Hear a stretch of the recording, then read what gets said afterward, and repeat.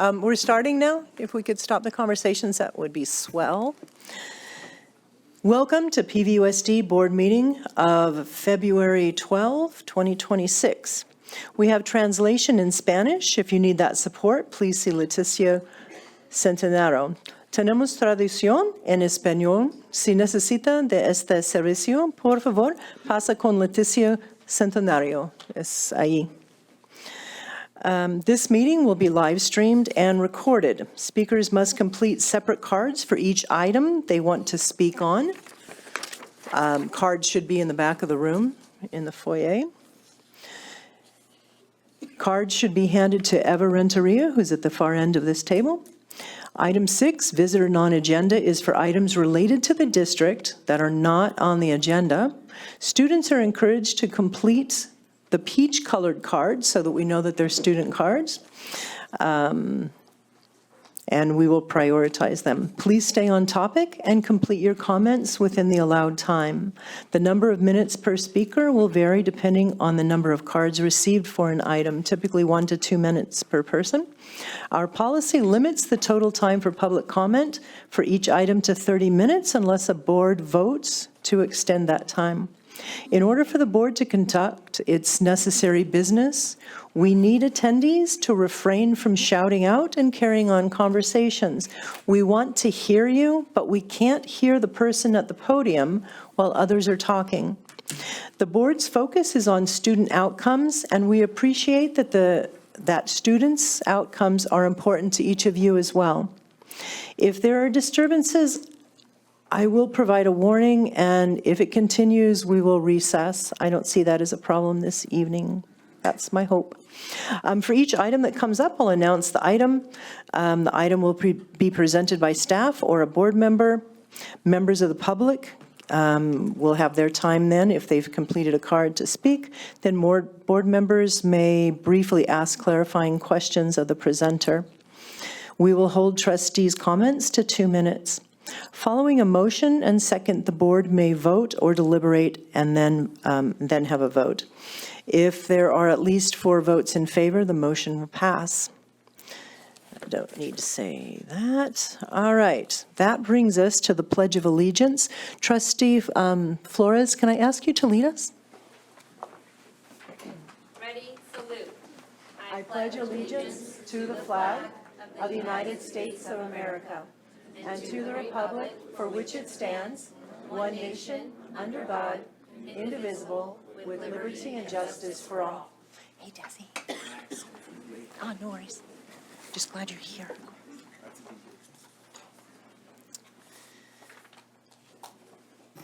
Now it's time for governing board members' comments. Are there any public comments on this item? No. Thank you. I'll start at this end with Trustee Flores. I'm going to defer my comments tonight. And Trustee Navarro. I will also defer my comments. Trustee Salinas Holtz. I have some comments, so thank you. And I'm a little less prepared with them tonight, but to go through all the things. A lot has happened since this past month, since the last board meeting. Good evening, everyone. I first want to talk about the most recent events, which was yesterday. We had our first Student Advisory Council meeting of the year, which is where I got to meet with, me and Dr. Contreras met with 40 other students and from across the different high schools in the district and the comprehensive and alternative schools. And we got to start working on our district cell phone policy that we're writing, coming up with ideas for. And we started yesterday by examining different existing policies that other districts in California have, and we got to annotate them and kind of break them apart and find the parts that we liked and some things that maybe we didn't want in ours. And next meeting, we're going to be creating posters that will then go on to other people who will go on to write the policy. But we'll be putting our ideas on posters that will be presented. So that went very well. And then yesterday, I also hosted the Inter-High Council meeting, which is made up of ASB students from the different high schools in the district. And we finally had full attendance of all the high schools. we were fortunate to have Diamond Tech join us for yesterday's meeting. So I have a couple quick updates. Most of the schools have similar updates. Watsonville has boys basketball, girls basketball, girls soccer, and boys soccer senior nights this week, as well as PV and Aptos High. Aptos High had their winter ball a little bit over a week ago with the New York night theme, and they have been doing something pretty cool. It sounds like at basketball games. They've been having a ESPN table in front of the student section, and their helm parties, which they've also been hosting to get more attendance before big games, have been working very well. And this week coming up, they have a snow day theme winter rally, snow day theme, yes, spirit rally, and Watsonville also has a Valentine's Day rally tomorrow. Now, some updates from Renaissance. They have their All-In Spirit Week, and they've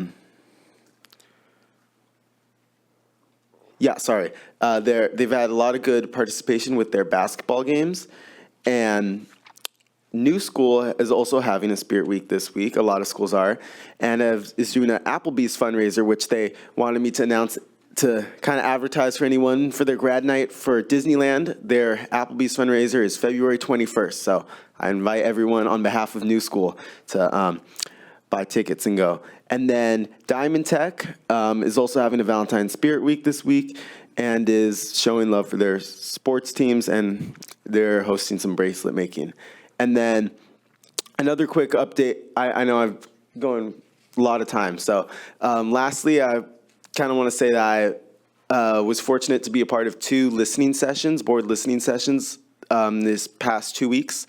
The first one was with myself, Trustee Vicente Guillen Martinez, who is the student trustee for the Santa Cruz County Office of Ed, and Trustee Medina and President Turley. And it was a youth listening session for Watsonville High students, but all students in the district. And we had some really good conversations, and I'm not sure the next steps of the data coming out that we have learned, but I don't know. It'll be worked on coming up. And then last Friday, I had a listening session with Trustee Navarro, which went very well with PVPSA, and a lot of similar themes heard from students. So I'm excited to see where we go with that and the more listening sessions to come. So thank you, everyone. I hope we have a good board meeting. Thank you. Trustee Carrasco? I have no comments. Trustee Medina? I have a few comments. Let's see. All right, well, hola everyone, and thank you for being here today. So, Watsonville has never been silent in the face of injustice. Long before many of us were born, Chinese immigrants built infrastructure across California and then faced exclusion laws that tried to erase their presence. Japanese American families here on the Central Coast built farms, businesses, and community institutions, only to be forced into internment camps during World War II, losing land, homes, and stability. Filipino workers endured violent raids in the 30s right here in Watsonville, targeted for organizing and for simply existing with dignity. In the 1980s, cannery strike workers, many of them Mexicanas and Filipina women, struck for wages and respect. In the 90s, when students were pushed into segregated tracks, they walked out and demanded equal access to education. In the early 2000s, when statewide measures targeted immigrants, this community organized again. That is Watsonville's history. Today, we see students stepping into that same tradition. They are advocating not only for themselves, but for their friends, their classmates, and their families. Let me be clear. I will always support students who exercise their constitutional rights. I will do everything within my authority to ensure those rights are upheld. That is why the student trustee and I are working on a student bill of rights, so every student understands when they stand, where they stand, and what protections they hold. Across the country, we see due process applied unevenly. We see rights narrowed for some and defended for others. When similar patterns appear here locally, when some are protected and others are punished, the community sees it, students see it, and inconsistent rules weaken trust. At Watsonville High School, site leaders, teachers, and students worked together to put on a rally against ICE. Several trustees were invited and present at that event. At our other high schools, students who wanted the same visibility faced reprimand. That inconsistency matters. PV High School students are geographically isolated from the rest of the city. When they saw their peers gather publicly, they wanted the same opportunity to be seen and heard because these issues impact them as well. That is not disorder, that is a call for recognition and visibility. In our classrooms, we honor the 1968 student walkouts. We reference Sal Castro and the Brown Berets. We teach those moments as courageous and inspiring. Yet when young people today raise their voice, we ask them to confine their anger to approved formats. History shows us that civic engagement often begins with discomfort. When families fear detention, when students see peers taken into custody, when young people encounter hostility for expressing a political view, silence is not neutral. Our responsibility as adults is not to surpass student expression. Our responsibility is to guide it, protect it, and ensure safety without stripping away rights. If we claim to value civic engagement, then we must practice it consistently. Students, as long as I'm in this seat, you will know that I hear you, I see you, I understand the pressure you are carrying. This district belongs to you. Your voice is a part of its foundation. Watsonville has endured exclusions, internments, raids, strikes, and segregation. Each time people organized, each time people stood up, and that legacy continues now with our students. Thank you, and I look forward to this meeting.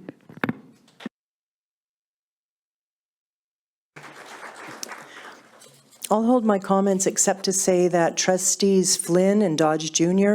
both have excused absences this evening. And that brings us to 3.4, superintendent comments. Good evening, everyone. I've said I would use my superintendent's comments for data. And so tonight I would like to give an update on some of the big initiatives that we have in our district. One of the things that we need to do and work fiercely for is educating our students. That is what we are in existence for, is their education.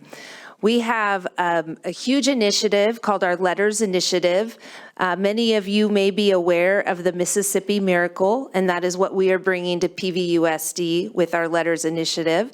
And we're excited to report that we have 273 elementary participants in 3 of our cohorts to date. Our first cohort will complete their 2-year learning this May, and we're excited to hear about the discourse that they're starting to have around literacy. And we know how this is going to impact our students and their ability to read. The teachers who are participating are putting in hours and hours of work, really what is akin to getting a master's degree. And we are happy that we're able to invest in them and the time they're willing to put in to educate our students. The teachers who have committed to this level of work and investing in themselves and our students are all receiving $15,000 a year for 2 years to do this work. And our goal is to have all of our elementary teachers trained in letters, which is the science of reading, so that we have one of the most highly educated group of teachers in the state of California. So we're very excited about that. We're seeing the effects start to take root in some of the data that we're monitoring, and we are extraordinarily grateful to our teachers who are participating in this. I'm also wanting to report on some of the actions that we're taking towards our students in special education. Recently, we've heard about our augmentative and alternative communications lab. That has been an issue at our board meetings. We were looking to move that lab, and we wanted to make it a lot more accessible for our parents and for our students. And so our teachers have been on a tour of the district to see where we can locate that lab so that we have a regional model that is state-of-the-art and cutting edge. And so I think we have narrowed the area for where the teachers think it would be best as a regional location in our district down to 2 schools, and we're excited about how we'll be setting that up for future use. We also have established a college readiness partnership with Harnell and UCLA to start developing innovative practices for neurodiverse high school students. It's an exciting new partnership for our district that should bring really great opportunities for our students. Also, we have a grant called Supporting Innovative Practices, and this is to look at how do we really look at inclusion practices in our district, and that grant is to build our capacity within our general education setting. So we're very excited about that as well.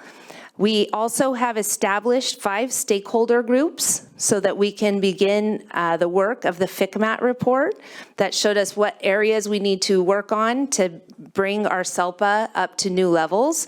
We have sent out surveys to get stakeholder input. Those surveys went out last week and this week, and we're gathering data around what areas we really need to work on and how we'll start implementing that plan. We're excited about that.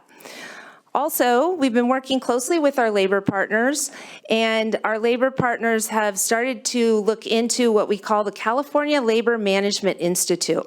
That's an institute that specializes in fostering collaborative relationships within the school district and the labor management teams.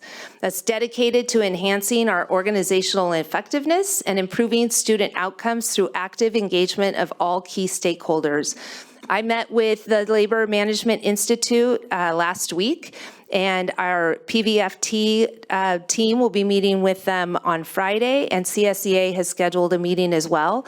We're hoping that by meeting together, we'll be able to align our goals and drive lasting systems through sustained partnerships. So we're excited about moving that work forward for our district. Additionally, we continue to push on attendance. We need our students in their seats so that they can learn. Our attendance rates continue to grow. It has been challenging this year. We continue to face challenges with students being fearful to attend.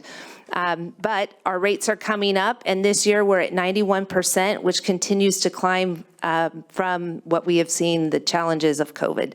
So keep up the great work. Our site leadership continue to do fun and innovative things to encourage school participation, and we're thankful to everyone who is participating in making school a great place to be. Thank you. That moves us to approval of the agenda. I'm going to ask that my fellows approve the agenda as it's written. Would anyone like to make a motion? I'd like to make a motion. We do have a speaker for this sorry, item. sorry. Yes. You want to call them? Omar Dieguez.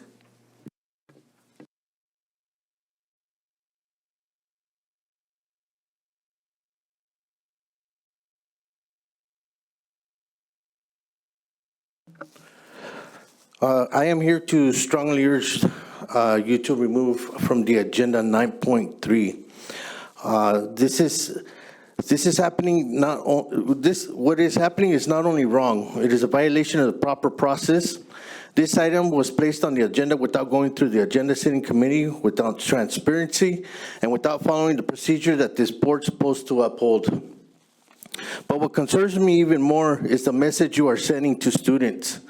This agenda item targets Trustee Gay Medina, a trustee who was asked by students to show up to advocate for them during the January 30th walkout at Pajaro Valley High School. Students were receiving threats from the principal that their cars were going to be towed, that they would not be allowed to go back on campus, that they would be removed from sports programs, threats of Saturday school, and punishment if they walked out and practiced their freedom of speech and freedom to walk out. This is a violation of students' First Amendment rights. So my question is, why is no one talking about the threats made against the students for exercising their freedom of speech? Why is no one addressing the intimidation coming from school administration? Instead, the board is choosing to focus on punishing the trustee who stood with students because students asked him to. I was at that walkout. I heard the concerns from all those students. I heard the concerns, the threats that were made to them for walking out. And I turned them towards Gay Medina to express those concerns. And they asked him to go to that school and advocate for them, to make sure that their cars not gets towed, that they don't face any kind of punishment. So please remove this item from the agenda. Thank you. Thank you.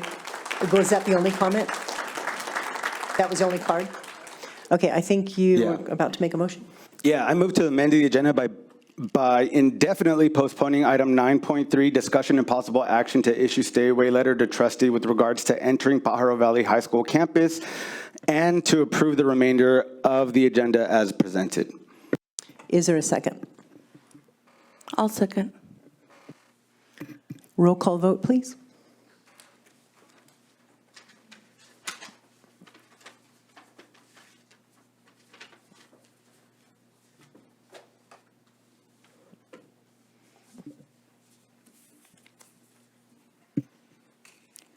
Trustee Navarro, your vote? No. Trustee Dodge is not here. Trustee Flores, your vote? No. Trustee Medina, your vote? Yes. Trustee Carrasco, your vote? Yes. Trustee Flynn's not present. And President Turley, your vote? President Turley, your vote? No. Is there a second motion? I make a motion to approve the agenda. And a second? I'll second. Roll call, please.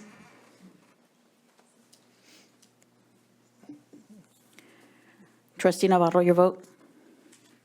Yes. Trustee Flores, your vote? Yes. Trustee Medina, your vote? No. Trustee Carrasco, your vote? I'm going to abstain. And President yes. Turley, your vote? So that means we don't have, what does that mean? We do another round? Oh, sorry. So right now, we don't have an approval of the agenda. So we're going to,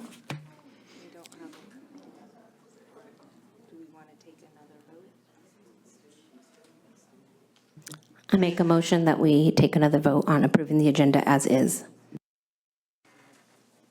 I'll second. Trustee Turley, I'd like to make a substitute motion. Oh, okay. And that is? I move to amend the agenda by postponing item 9.3 indefinitely and to approve the remainder of the agenda as presented. And is there a second?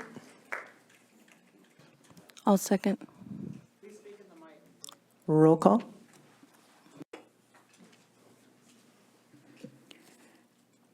Trustee Navarro, your vote? No. Trustee Flores, your vote? No. Trustee Medina, your vote? Yes. Trustee Carrasco, your vote? I have a clarifying question. We're just discussing it, we're not taking action on it? It's under action items 9.3.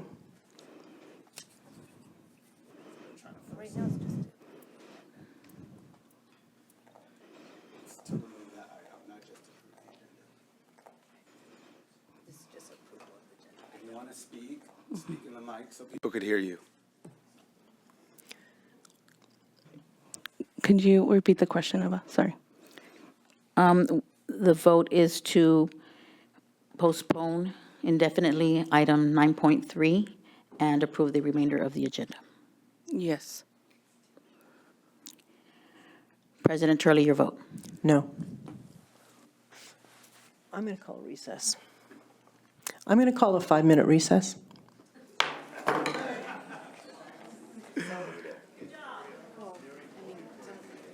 Thank you.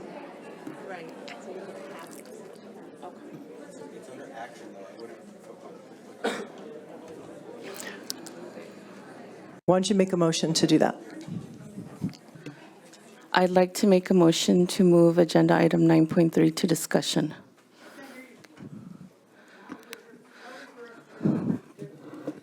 I would like to make the motion to move agenda item 9.3 to a discussion. And a second? Second. Roll call? Trustee Navarro, your vote? No. Trustee Flores, your vote? No. Trustee Medina, your vote? Yes. Trustee Carrasco, your vote? Yes. President Turley, your vote? No. It wasn't going to pass anyway. Then just say yes. Yeah, but it still wouldn't pass. It would be 3. Look. Okay, the motion fails. I'd like to make a motion to approve the agenda as is. Second? Trustee Turley, I'd like to make a secondary motion. Please do. I move to amend the agenda postponing, I move to amend the agenda postponing item 9.3 indefinitely and to approve the remainder of the agenda as presented. Is there We a second? just did that. Yep. We just did that, and it did not pass twice. We've only done this one time. I ask that you push with my motion to approve the agenda as is and then do a roll call vote. If I get second, that cancels yours. Okay, let's do another roll call on the substitute, and then we go back to the original. Who seconded the vote? Oh, I don't The know if motion? Was there a second? I don't think I heard a second. Is there a second to Trustee Medina's motion?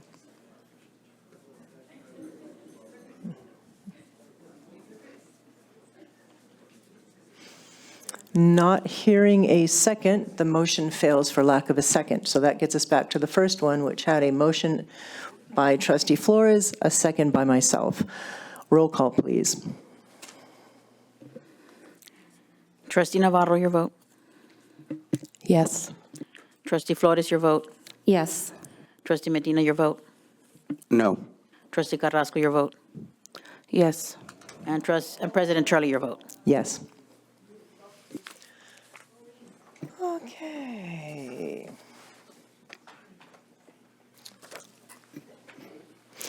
Actions in closed session. There were no actions taken in closed session.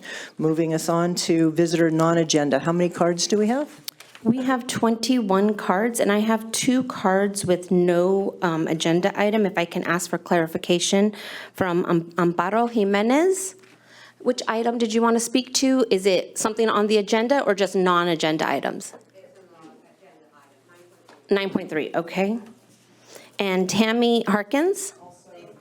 And then there's 3 more. Okay, 9.3. Okay, so we have 23 for 6.1. Well, yes, 23 for 6.1. So I'll call that 1 minute per, unless anybody makes a motion to do something different. I'd like to keep it at the time that we've allocated on the agenda, which is 2 minutes. Was that a motion? Yes. Is there a second? Can I make a substitute motion? Please Not do. until, Can we do a minute you and a can't half? do that yet until you get a second or it fails. So did mine get a second? I did not hear a second. Okay, Jessica, motion. oh, no? Oh, Motion fails. I thought Jessica was trying to say something. So if we do 2 minutes per person, that's less people speaking. If we want to stick at 30, but you could say 2 minutes per person for 20, 40, maybe about 50 minutes. Or you could say a minute and a half. Okay. Then let's do that one. Minute and a half? Yeah. Okay. So were you making the motion then? Trustee Carrasco makes a motion, minute and a half per person. Is there a second? I'll second. That was what I was trying to do. Okay, all those in favor signify by saying aye. Aye, aye. Okay, would you call up the first 10? And if your name isn't called right away, it'll be called in the next group of 10. Okay, thank you. Trustee Turley, just to I have- note, point of order, I was a no on that last one, correct? You didn't ask me, so Okay. I was against that, but, Okay. so the record Let's clearly make sure the states record that. shows that. Thank you. Thank you. The first 10 I have is Omar Dieguez, Evelyn B., Michelle McCarthy, Ann Kahn, Chris Webb, Emily Halbig, Marilyn Garrett, and Providence.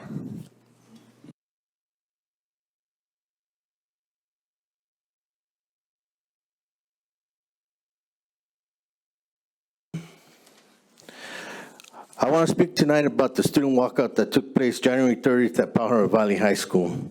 In the days leading up to the walkout, I received many phone calls and text messages from students asking for support. They were planning to join the national walkout against ICE, and they wanted to know that they wouldn't be alone. The plan was simple: to meet them at the bridge, march with them, and ensure where they were safe and protected. As a community member, as a mentor, and as a Watsonville Brown Beret, student safety is always number one. That day, 6 adult Brown Berets marched with the students all the way to the placita, ensuring their safety and protecting their freedom of speech and freedom to walk out. Our job is not to silence students. Our job is to empower them, to inspire them, and to awaken the leadership that they all have within them. When we approached campus, students were not allowed to walk out. So we marched to the campus, and when we met them at the gate, I was welcomed by the SRO. Saul told me to check in at the office, and we did. What we did is we encouraged the students to practice the First Amendment, freedom of speech, freedom to walk out. We were approached aggressively by Todd Wilson, the principal at PV High, and he made a comment that the blood would be on our hands if those students walk out. Thank you.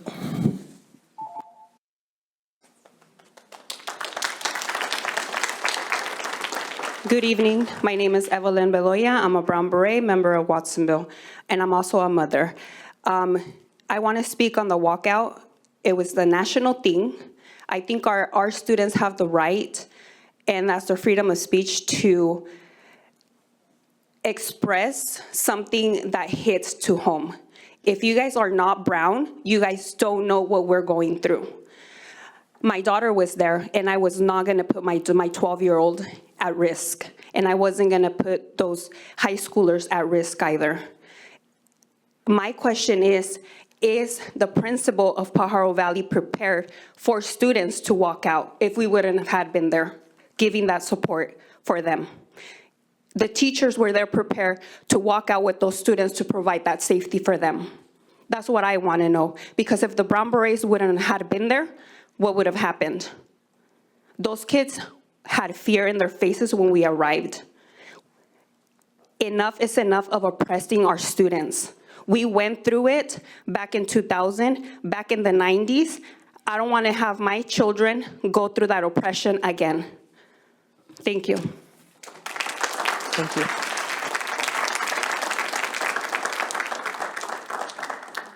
Good evening, and thank you for this opportunity to introduce myself. My name is Michelle McCarty, and I am the Senior Program Manager for Brighter Bites.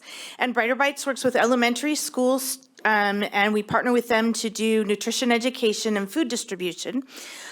Last year, before I was hired, we received a grant to extend our services from Monterey County into the Pajaro School District, and we worked with Amesti and Radcliffe Elementary Schools.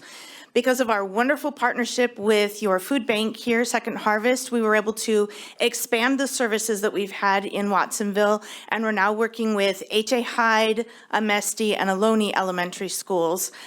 We do we do every other week, unless there's a holiday, of course. So we do 2 distributions a month. It's all fresh produce. There's no cost to the schools. There's no cost to the families that participate. The schools merely need to be a Title I school and have at least 80% free and reduced price lunches. So that's how we, choose to partner with them. And then we ask that the teachers each teach 8 20-minute nutrition education lessons from the CATCH curriculum each year. We pay for the licensure. We work completely off of grants and donations, and then we sign up the teachers so that they can do those lessons in about 20 minutes a month. So if you have any questions, we are accepting applications at this time.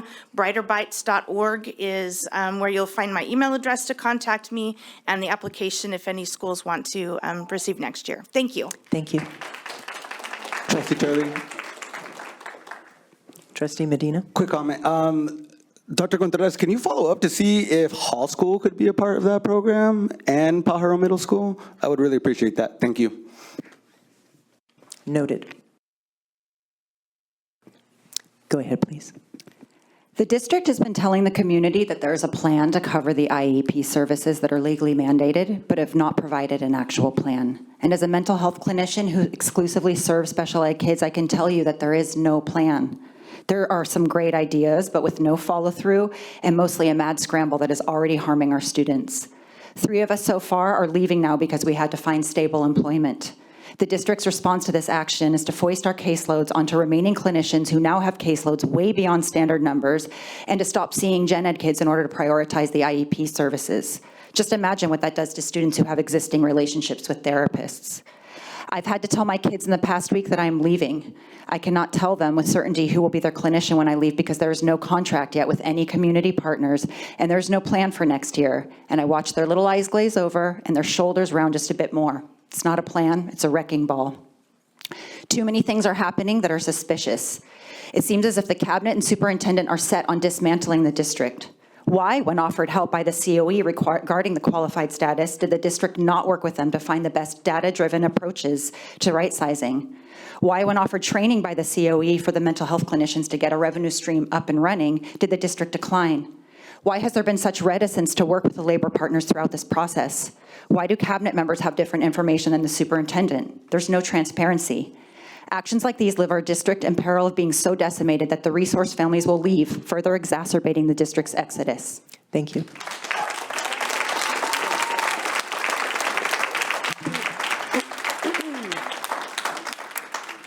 I didn't start talking yet. Can you go back to, so I get my full time? This is what it looks like, just by the way. I'm going to be starting the time once the person speaks, once you approach the mic to expedite this time. You cut our time, this is what it looks like, right? Okay. So I've dedicated 21 years teaching the students of the PVUSD. I volunteered my time on several different committees, including Contreras' Waste of Time budget team.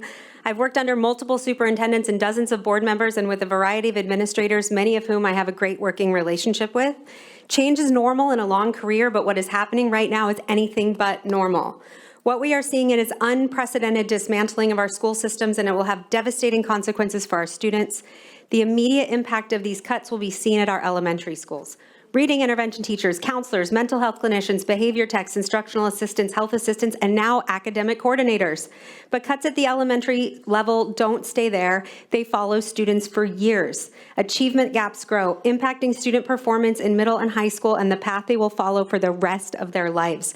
Trustees Turley, you stated at the beginning of this meeting that the board's focus is on student outcomes. Here are some outcomes you can expect. Attendance rates will drop. Dropout rates will rise. Mental health crises will increase. Long after you've moved on, Superintendent Contreras, which hopefully is sooner rather than later, we will still be here picking up the pieces and trying to make our schools whole again. Superintendent Contreras, you should resign. Go lead a smaller school district or go back to being an assistant super or principal somewhere. It's okay. We all try new things and not every job works out for everyone. But what we know now is that this is not the job for you. We need somebody who is going to lead this district in the right direction and put students first. Thank you.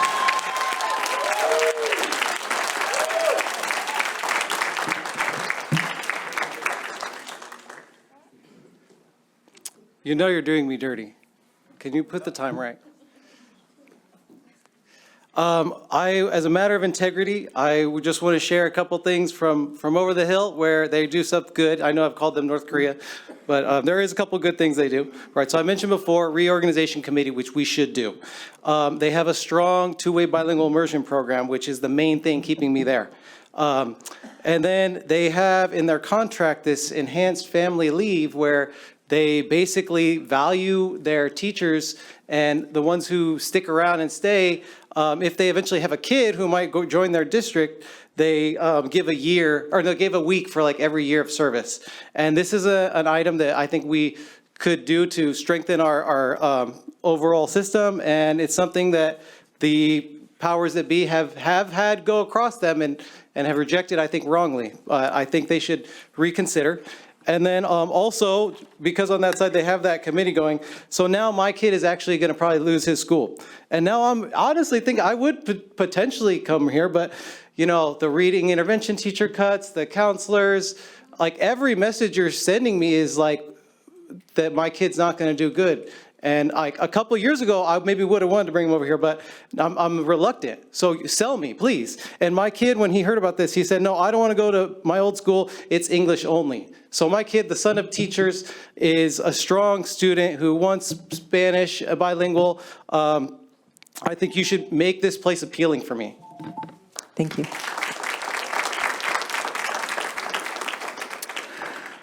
Good evening, Board Trustees and Superintendent. My name is Providence, and I'm speaking tonight because there's a growing and dangerous trend in this district. The assumption that the administration knows what is best for our children more than we do, we the parents. When students engage in civic action or follow community mentors, this district's first instinct is to label those actions as unsafe and misguided. By doing so, you are not just criticizing the students, but you're undermining us, the parents. The Supreme Court has long recognized that parents have a fundamental right to direct the upbringing and education of their children. If a parent supports their children's decision to walk out, to protest, or to engage with community organizers, that is our decision to make, not yours. It is not the superintendent's job to save our children from their own family values. We're asking this board to remind the administration that their duty of care ends when our parental authority begins. Stop treating our children like they belong to the district and start respecting the decisions we make for our families. Also, furthermore, this administration has actively persecuted community mentors, labeling them as threats or outsiders. These are the people that our children trust. By doing this, the superintendent is attempting to bypass the parental authority. So as parents, we decide to ask Superintendent Contreras to please resign tonight. Next 10.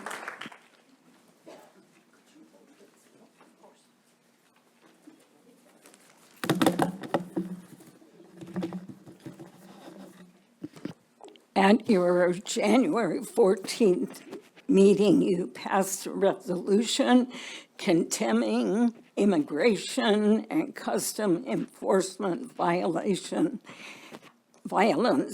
and affirming the safety and dignity of students and families. I condemn, this was a good resolution, and we need to be protecting our children from other forms of assault. And I refer to the lithium-ion battery sites that are proposed near 2 schools in our district.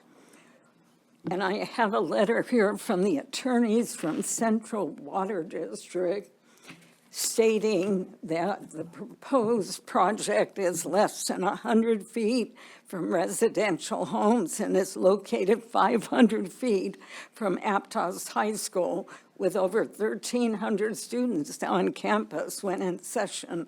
The proposed project is located 900 feet from a New Hope Aptos Church. It's also near the district's new drinking water well, less than 600 feet from the proposed project. As we know from Moss Landing, these fires are inevitable. The toxic plumes go all over. I urge you to stand against these locations. Thank you, Mrs. Garrett. By Minto Road and Aptos High. Thank you, Mrs. Garrett. Thank you. Thank you. I will now call the next speakers: Flora Moore, Jesus Vega, Felipe Lopez, Isidro Lopez, Brian Shields, Elaine Shea, Heather Mowbray, and Carolyn West.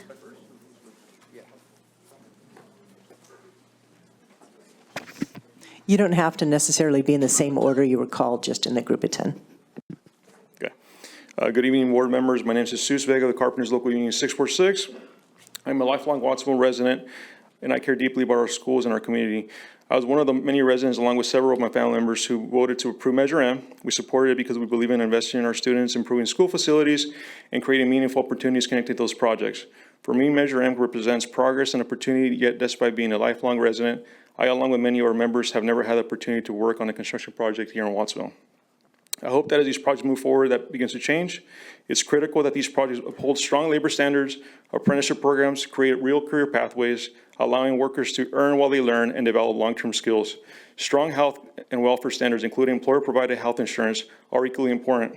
When employers provide quality health care, it reduces the burden on government-funded programs and taxpayers while ensuring working families can support themselves with dignity. I also want to point out that the total prevailing wage package and the union carpenter's total wage and fringe benefits, which include apprenticeship training and healthcare, are the same cost on paper. Material costs and required labor hours are the same for every bidder. If a bid comes in significantly cheaper, it's often because workers are being paid under the wrong classification or not receiving the full wages and benefits they're legally entitled to. That undermines standards and hurts working families. As you move forward, I respectfully ask that you continue to support strong apprenticeship programs, strong health and welfare standards, and clear pre-qualification language that ensures responsible contractors are bidding and performing this work. Measure M was an investment in our schools and our community's future. Thank you. Thank you.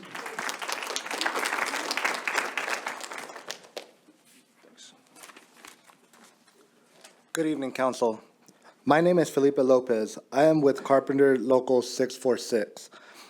I am a part of this community and want to voice myself along with my brothers and sisters. When you choose union workers, you are choosing quality, safety, and accountability for this community. Thank you guys for your time. Thank you. My name is Isidro Lopez. I'm born and raised here in Watsonville, California. I went to school here. I'm a proud carpenter of Local 646. I've been there 25 years. And I would like to get the support and have our union participate in some local work, and so we can provide to our families with a good wage and benefits and keep our money here. Everything that we work, I don't have to work out of town to go work, and that we were able to do it all in-house. So I appreciate your support. Thank you. Thank you. Hello, my name is Flora Moore, and I'm a member of Local 646. And I'd just like to say that that the carpenters, it's great training, it's good benefits. I live right here in Watsonville, and my last job, I had to go all the way to Pinole, which, you know, was like an hour and a half to get there, 2.5 hours at least to get back. And it would just really be nice to work locally, you know, and then have more of my day to spend time doing me. Okay, thank you. Thank you. Good evening, trustees. My name is Brian Shields, Senior Organizer for Carpenters Local 646. Thank you for taking the time to listen to us. Again, we reiterate the same thing. There's all kinds of laws on the books. There's all kinds of Wage Order 16, Department of Labor, DIR, NLRA, all the alphabet, right? But there's very little oversight, and that leads to misclassification of workers. Because if I don't have any oversight as a general contractor or as a subcontractor, then I'll hire on somebody, pay them the laborer rate when they're doing carpenter craft of work. In the Department of Industrial Relations, you can look it up on your phones or anywhere. It has the scope of what each craft is and what the pay rate associated with that craft is. So therefore, if a 2x4 costs what a 2x4 costs, if plywood costs what plywood costs, if concrete costs what concrete costs, if steel costs what steel costs, the only variable in that is the amount that you're going to pay the labor. So there's things that we can do on the front end with apprenticeship language, with healthcare language, that does not hand tie PVUSD into not being able to do projects or increasing the cost on projects. But it will alleviate all the back end, DOL, DIR, NLRA, so on and so forth. Thank you for your time. Thanks for listening to me speak. Thank you. Trustee Taylor, quick comment. Trustee Medina? Yeah, first, I want to thank the carpenters for coming out. I grew up in a carpenter's household, and I remember when my dad was nearby and would go pick me up from work, I would be so surprised because usually at the time he's working far away from home. So I see the work that you all do and how important it is to have you close by to our school. So I want to thank you for all your work and what you do for this community. I will remind board members that we shouldn't be commenting on things that aren't on the agenda. Thank you. Brown Act violation. Trustee Medina, please. Thank you. I'm sorry, go ahead. Good evening, trustees. My name is Eileen Shea, and I just had an opportunity to reread the letter that was sent by the County Office of Education to President Turley regarding the first interim financial report review for PVUSD. And it goes into all the things that we need to do to get back into a better certification. So, but I came to the conclusion, and I felt like it was really important to kind of read this again.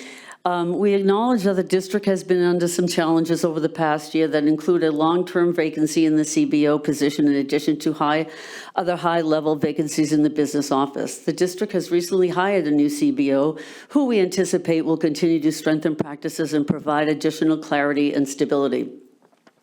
We commend the district for self-certifying as qualified. The COE is committed to partnering with the district leadership to ensure that identified reductions minimize impacts on students and instructional programs. And the cuts that are being made with the 160 positions, plus now the ACs, and I just don't see how that works to the benefit of our students. Thank you so much. Thank you. Good evening, trustees. My name is Heather Mowbray. I'm a third grade teacher at Radcliffe Elementary. I'm also a site rep at our elementary. I've been in the district for 10 years, and I want to address the proposed cuts. They're asinine. That's the best word I could come up with them. I want to relate this maybe to only a couple of the trustees because we have shortened time. I want you to imagine there's very few people, if any, to support your occupation. For President Trustee Turley, the HOA you manage has approximately 15 employees, but budget cuts came in, they're necessary, you can only afford 2, including yourself. This means 2 of you are doing all of it. Only 2 of you are doing all the job. I don't know what you do, that's not my job. Is that possible? Would you still have enough time to go swimming or paddle? Just imagine. Okay, for Trustee Navarro, you work in the ER, you're a doctor. So you rely on the staffing. Even then, if you have enough staff, there are days that just don't go right. That's for anybody up there. Okay, imagine 2 physicians holding down an emergency room. No staff RNs, no charge nurses, no EMTs or ER techs, no CNAs, or even admin assistants to check in the patients. It's all up to you to prepare, check patients in, tend to all the patients in the busiest hours, update files, restock supplies, all by yourself. How does that make you feel? I want you to imagine your job with just you doing that job, maybe your director at the top. Thank you. Hi, respected trustees, Dr. Contreras. So I just came for this really good conference right before I came from here. It was called Understanding and Supporting Students with Neurodivergence and ADHD. It was put on by the Rainbow Connection. So 3% of the population of autism. Transgendered people are 3 to 6 more times likely to be autistic. Girls, transgender, non-binary people are more likely to be diagnosed later. 50 to 70% of autistic people also have ADHD. Social specific phobias are more common, eating disorders, traumas, PTSD, due to bullying and adverse experiences, which is ACEs. If you guys don't know ACEs, check in with me. ADHD, 10% of the population. Okay, so I've done this for a long time. I've already told you guys multiple times how long I've been doing this. It's gotten old. But the numbers have increased. And this is not to mention the numbers of students with diabetes, genetic conditions, seizures, et cetera, et cetera, et cetera. Our ACs monitor, guard, and literally chase down our students with behavioral concerns. They intercept students trying to climb furniture, fences, and elope off campuses. With all the cuts, 15 counselors, all mental health practitioners, 57 BTs and IAs, who's going to do this? I know it's not polite to point, but are you going to do this? You know, are you going to, please let me finish. Are you guys calling 911 if someone is injured? Who's going to do that? Thank you. And no offense, I respect everybody, and I appreciate your service. Time. Wait. Thank you, that's your time.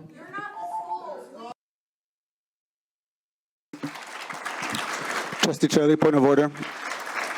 Trustee Medina?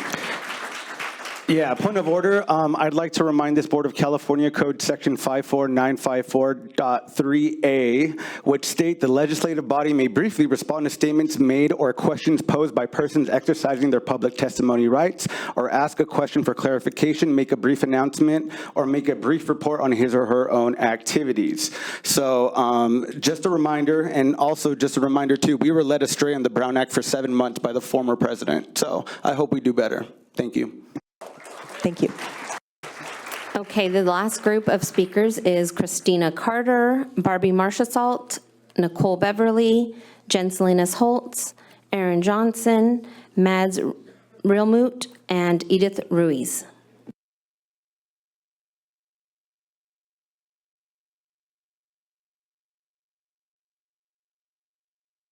All right, thank you. I heard the letters training addressed earlier this evening, and that we are going to have all of our elementary school teachers trained. I'm wondering if that includes locally funded charters. In the past, I thanked you for your work to make sure that our teachers were paid. However, since then, we had teachers ready to go. With this last one, we were not even made aware that it was starting. Okay, we were not allowed in. We have given language to intentionally include us. We have gotten no response. Since then, we are now being written out of the most recent MOU. Very intentionally, it says non-charters will not be included. Is that because you did not write us into the grant? Are we in the grant and we should get it? And why are we not if we are? We are your students. We go to your high schools as well, neighborhood high schools. We provide services. We need to be included on these things. Now, after removing all teacher supports at elementary, you have also decided to change the ratio for ACs so that none of our schools will have one. Was this a decision made by the cabinet, by one person? Board, will you finally go to bat for our teachers on this one? And the SERP was something apparently secret that made voting for layoffs okay, from what I heard last meeting. Why did that need to be kept behind the scenes? Why would there be a need for the layoff vote to do that? That doesn't add up. Is there more happening behind the scenes? Do we know how many jobs that will potentially save? Again, the district needs to work with its labor partners. You may have issues, but that's part of leadership. Meeting every other week is what this board needs to do so that the public can speak and you don't go long. And please rescind the layoffs. They are unnecessary.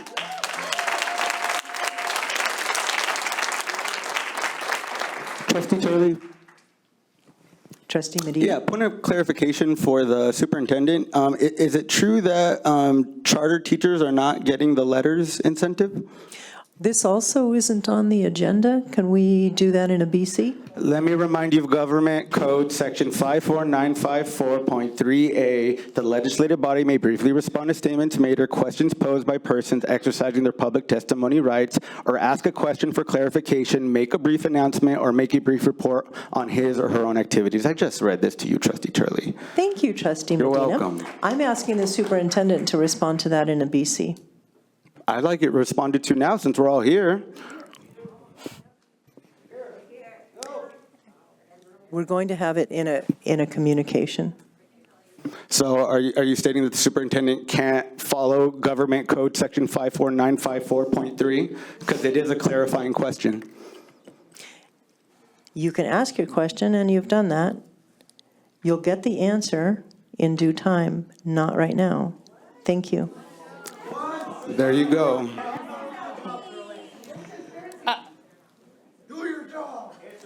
I can answer it. I am a teacher at Watsonville Charter School of the Arts and a proud parent of a student there, and we are not being included. We are told that the money has to come from our site's budget, and we all know that our site, as well as all the other sites, do not have enough money to pay the stipends, $15,000 for the teachers. I was one of those teachers that Bobby was talking about that signed up, was super excited to do it, and never even got told that it wasn't a possibility. I just never got sent the materials, never got anything. And just as Bobby was saying, we are PVUSD employees. Like, we work for PVUSD. Our students are PVUSD students. Our students from our school go on to PVUSD high schools, and our teachers are asking for the same treatment as the other teachers at the sites. We're begging for this PD that you were talking about that we all want to have as well. We want to be the best educators we can for our students, and we want to provide all of this for them. Our site cannot pay our teachers to do this, so it has to come from all of you. And we believe in our school, and we want to be as successful as everybody else. I hope that answered your question. Thank you. Thank you.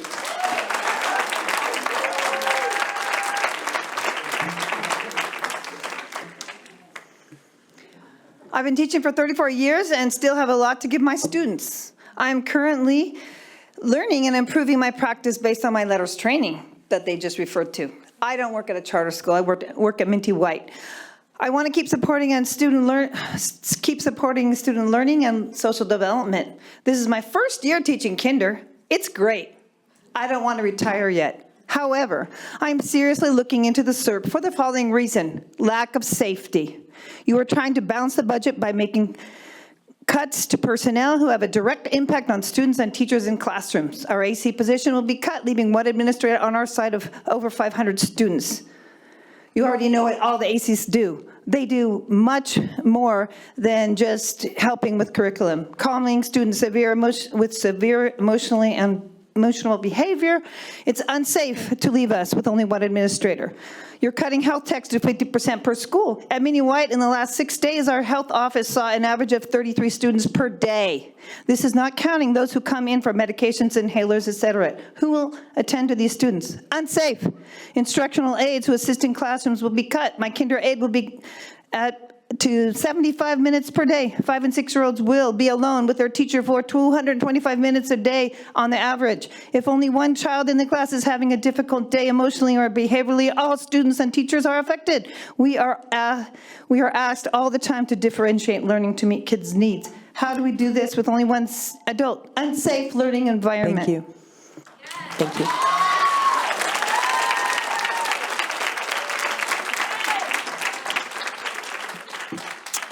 Hello, my name's Erin. I just wanted to say a blessing over you guys. Father, thank you for tonight.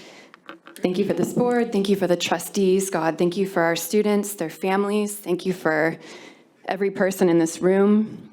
There's a lot of business to cover tonight on the agenda. Would you give your wisdom to the board? Would you make them of one heart and one accord? Would you accomplish through them the highest and best for our students? And I pray your love and your peace would fill this room tonight. God, may your will be done. In Jesus' name, amen. Thanks, guys. Hi, Mads Rolmuto, parent. Have you given thought to what cuts you're going to be asked to make next year when ADA plummets because of all these cuts? Where's the strategy that delivers on student outcomes? These academic coordinator cuts, the vice principals, in addition to mental health, BTIAs, nurses that you've already cut, who's going to be left to support our teachers and their students? I'm really concerned as a parent, and I don't see an answer from the district. Early intervention, preventative care is far more effective than reactive. It's costly to catch up, and it takes a long time. So where's the strategy? Increasingly, it feels like a Doge-like approach, cutting without understanding, in the end costing us more and hurting our children. The COE letter ends with an offer for help. I hope you take it, you need it. Dr. Contreras, you mentioned the stakeholder groups for the SELPA review. Well, it seems like that's been walked back from a working committee to surveys. I think that's really unfortunate. You need the help, and there are lots of us willing to help you. Where's the strategy? If our budget situation is so dire, why are school closures or reorganization not urgent enough to have on today's agenda? Why is the budget not urgent enough to have on today's agenda? It tells me that you're not prioritizing the right things.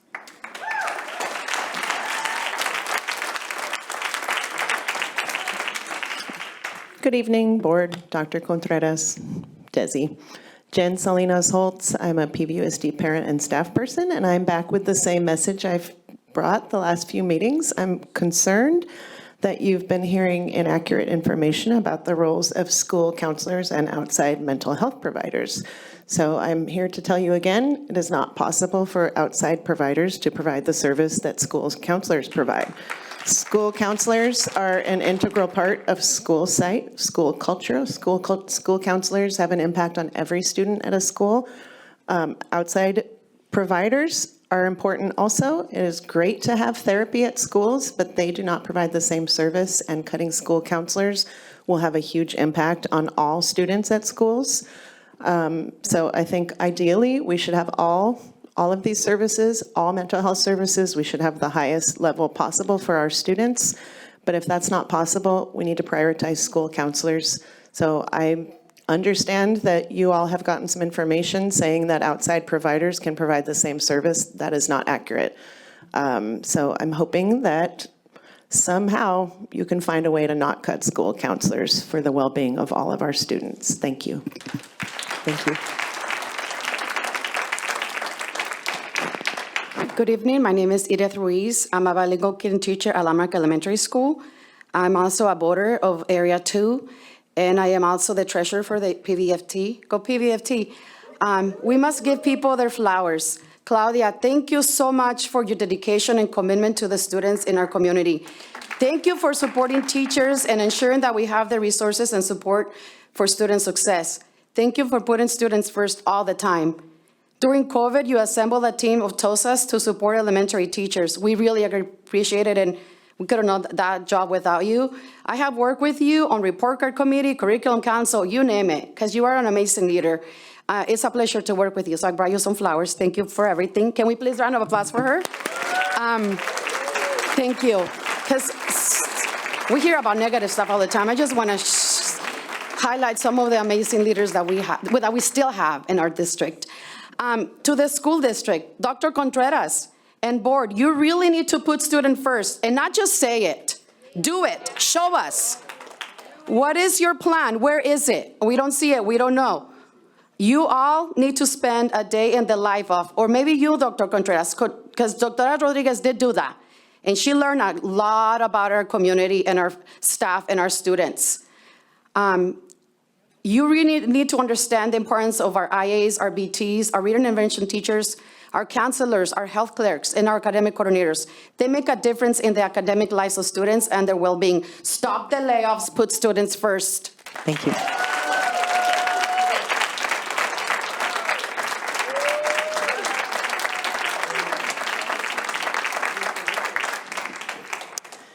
With that, I'll move us on to employee organizations. Each one has 5 minutes. We'll start with PVFT. Oh, she's not there to do the timer. Anybody got a watch? Can time? Shout out to members like Edith who are so very thoughtful, and yes, so thank you, Edith, and thank you to our members. I want to start off by acknowledging that this is Black History Month, and Black history happens every single day. Black history is United States history, and we should be uplifting the contributions of Black individuals all throughout the year and not just in February. If you haven't gotten a chance to check out the Black History display at PV High School, I would encourage you to do so. We need more displays, more Black student unions, and we need to be in greater solidarity with each other. Shout out to all the members who joined us at last night's PVFT general membership meeting. We held nominations for our at-large positions, for delegates to the AFT convention, the Cal Labor Federation pre-primary convention, distributed our new shirts. and collaborated on organizing goals and strategies. We need our members to remain engaged and join us in fighting for the schools that our students deserve. The union is not just a president, an executive board, or the site reps. The union is all of us together, and it takes work to roll up our sleeves and organize. What we are seeing in San Francisco is not possible through the actions of union leadership alone. It takes all of us. There are so many ways to get involved. Union activism is not just rabble-rousing at board meetings, but it's in the work we do at our schools, the work we do to support each other, and the ways in which we uplift each other. We have an opportunity tomorrow for members who would like to become more involved in protecting our students from ICE. So if you are a member and you would like to get more information, please reach out right away, because we'll be having opportunity tomorrow to get together and organize for ways that we can take the lead in protecting our students. We also will be having union trivia Friday at Fruition Brewing from 4 to 6 p.m. So bring a colleague and build some solidarity over a cold beverage and some nerdy facts. I know that this district right now is acutely aware of the image that's being portrayed in the media. And I want to remind you that you cannot PR your way out of an image issue. The only way out is to change the behaviors that have resulted in this poor image. One of those behaviors is top-down decision-making that disenfranchises students and staff and disregards what we need to be successful. The decision to eliminate academic coordinators, who are the assistant principals at the elementary schools, is a terrible top-down decision that will result in our schools being less safe. Instead of worrying about how we can craft a more savory image, we should be listening to the needs of our members and community and find a way to keep academic coordinators in our elementary schools. I know that members of the community had just spoke to this issue, and I'm president of the teachers union, so just think about that. The president of the teachers union is like, save these admin. That's how crazy this decision is. That's how bad it is. Particularly because if we make these cuts on top of the cuts to reading intervention teachers, counselors, mental health clinicians, IAs, BTs, health clerks, and all of the teachers who are going to be laid off, the schools simply cannot function. Another issue that we need to address is the way in which the district administration is pressuring the PVFT and the CSEA to accept a specially scheduled benefits committee meeting, which could pave the way for the district to force changes to our benefits through negotiations. We have a process in our contract where we collaborate on potential changes that is called the Benefits Committee. And this district has done a horrific job in ensuring that these committee meetings are purposeful. But now that you realize you're running out of time, you want to try to schedule a special meeting to force change in a rushed process that will not be tolerated by our members. We had meetings on 8/22, 9/5, 10/14, 11/21, and 1/16. During these 5 meetings, the district consistently failed to agendize items and did not actually present options. If you want us to collaborate and work on looking at our benefits, we have to follow that process and bring people along throughout the course of the year so we're consistently communicating with our members. You can't expect us to make such a big change in a matter of weeks because the district has failed to do their job in running the benefits committee.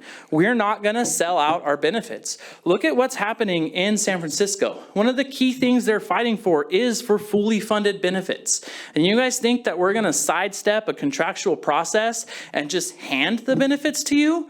No, read the room, look around. We will not be accepting that special scheduled meeting because we have an established schedule of meetings. We're not going to bail the district out. That doesn't mean that we're not willing to look and cooperate and collaborate with you, but it has to be transparent and it has to follow the processes that protect our members. This pressure, that's where you get the bad image. It's the way you treat people. It's not, you can't PR your way out of this. And shout out to Jen Bruno, brought a Red Bull today just for you.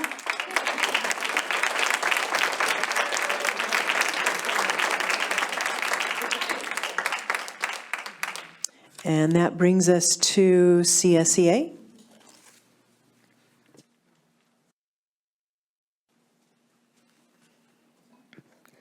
Good evening, President, trustees, and superintendent. My name is Sarah Olm, and I'm speaking tonight as a member of the Executive Board for CSEA Chapter 132. Negotiations continue to move slowly. All articles remain on the district's table. We were prepared to counter on a key article, yet bargaining time was capped at 1 p.m., and compensation was deferred until after the February 27th Benefits Committee meeting. Compensation is a mandatory subject of bargaining. It is not something to be postponed while other processes unfold. It must be addressed directly and without delay.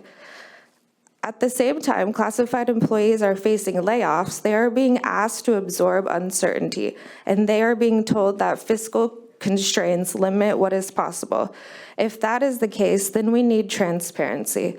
If fiscal analyses are being prepared regarding layoffs, enrollment projections, benefit costs, or staffing ratios, then that information should be shared openly and comprehensively at the bargaining table and with the public.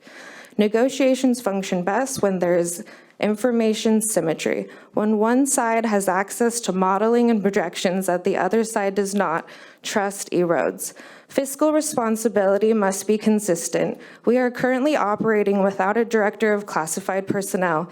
The district is paying an outside consultant while continuing to pay the former director's salary through March 2027, along with legal expenses.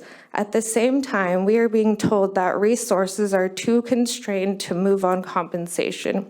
That contradiction deserves clarification. We are also hearing broad references to staffing ratios in special education. We caution against relying solely on FICMAT numbers.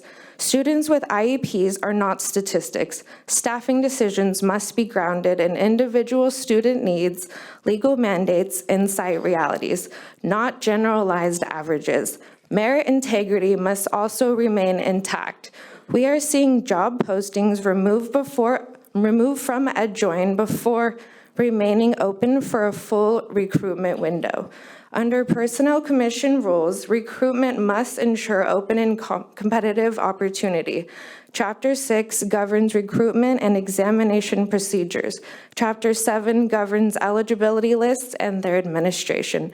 When postings are removed prematurely, it undermines transparency and public trust in the hiring process. Without a director of classified in place, oversight of classification and recruitment processes become even more critical. Process matters. Classification matters. Recruitment integrity matters. Labor continues to operate in good faith. We show up prepared. We are ready to counter. We are ready to collaborate. But good faith must be mutual. If we are going to discuss fiscal limitation, then let us discuss them fully and transparently. If we are going to discuss staffing impacts, then let us ground those discussions in student need and legal compliance. If we are going to discuss competitive salaries, then let us do so at the bargaining table, not after deferrals and delays. Our district can do better, and classified professionals deserve clarity, consistency, and respect. We are hopeful that our newly contracted Labor Management Institute will support these efforts. By the way, how much did LMI cost our district? Hopefully way less than our contract with effective school boards. Thank you.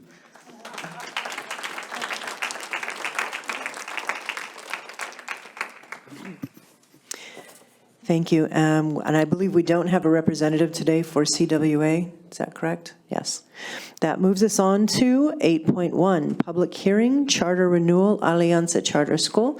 The report will be presented by Peggy Pugh, Executive Director of Student Support Services. And before you walk, or as you're walking up here, I would like to point out that Michael Jones is in the room, and Michael Jones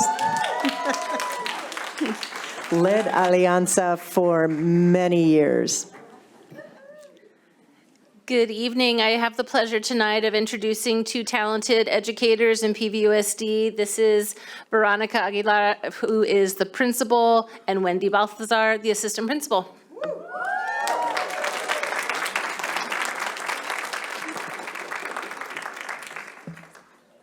Yes, hold on right there. That one's fine, right there. Sorry, I'll get started. Good evening, President Turley, members of the PVUSD Board of Trustees, and Superintendent Contreras. This is, as was introduced, Wendy Baltazar. She's here for, she's the assistant principal, but here for moral support because I tend to be shy on the mic. It is an honor to be here this evening to present Alianza's charter renewal petition for the 2026-2031 term and to represent the students, families, and staff who make up our school community. To understand Alianza, who Alianza is today, it's important to begin with our history. Alianza's roots are grounded in equity and access. From 1981 to 1996, Alianza served as a desegregation magnet school within PVUSD, created in response to the Office of Civil Rights findings that the district was segregated. In 1993, Alianza implemented a two-way bilingual immersion program, and in 1998, the school converted to charter status to protect that program. And when Proposition 227 threatened bilingual education statewide. Since then, Alianza has successfully renewed its charter multiple times and continues to serve as a model for biliteracy and educational equity. This history directly informs our mission and vision today. Alianza's mission is to educate students to embrace and improve the world in which they live through an academically rigorous and culturally relevant two-way bilingual immersion program. Our community promotes social justice, inspires creativity, challenges intellect, and nurtures potential. Our vision is simple but powerful. A bilingual world starts here. This is not an aspirational language. It is lived daily on our campus. That vision comes to life through our instructional model. Alianza implements a 90-10 dual language immersion model, beginning in kinder with approximately 90% instruction in Spanish and 10% in English, gradually increasing English until students reach a balanced bilingual model. By middle school, students receive instruction in both languages, developing strong academic language, biliteracy, and cross-cultural competence. Language at Alianza is not just a skill. It is an identity, connection, and opportunity. This model supports strong academic outcomes across our school. Now to our data. Alianza continues to demonstrate solid academic performance in both English language arts and math. In the most recent state data, 42.5% of our students were meeting or exceeding standards in English language arts and 27.7% in math. While there is always room for growth, our data shows steady progress and a strong commitment to closing the achievement gap, particularly for our socioeconomically disadvantaged students. As a middle-performing charter school, we are required to compare our results to the district schools our students would otherwise attend. This comparison provides important context, and as shown in the graphic, our students are performing at higher levels than those same comparison schools. We respect the work happening across all our local schools, and we remain focused on continuously improving outcomes for our students. The California School Dashboard highlights our main areas for growth: chronic absenteeism and math achievement. To address attendance, we have implemented targeted campaigns, family outreach, and student incentives, and we're encouraged by early signs of improvement. In math, we are partnering with the Santa Cruz County Office of Education to provide professional development for our teachers. The county has also supported us with training in culturally responsive teaching and English language development. Those efforts are designed to better meet the needs of our students, and we are confident they will lead to continuous growth. Behind these outcomes is a deeply committed school community. The next 3 slides have a lot of information from my community. but I know I'm running out of time, and so I want to just say a little bit about it. Many of our families have multiple children enrolled, and we now proudly serve second-generation Alianza students. That is the same for our teachers. We have teachers serving at Alianza for over 20 years, and many enroll their children there. It's an authentic testament to the trust and pride they hold in our school. That sense of belonging is best expressed in the voices of our community. When asked what they love most of Alianza, our students, families, staff, alumni consistently share the same themes: family, belonging, bilingualism, and love. As one voice shared, Alianza is family, Alianza is community, Alianza is home. Based on Alianza's academic performance, organizational stability, and long-standing commitment to bilingual education and equity, we respectfully request renewal of our charter for the 2026-2031 term. This renewal will allow Alianza to continue serving students and the families with fidelity to our mission and vision. I'd like to close with a brief invitation. There's not enough time to demonstrate how wonderful our community at Alianza is, but I invite each and every one of you to visit and see the greatness of a bilingual world really does start there. Thank you.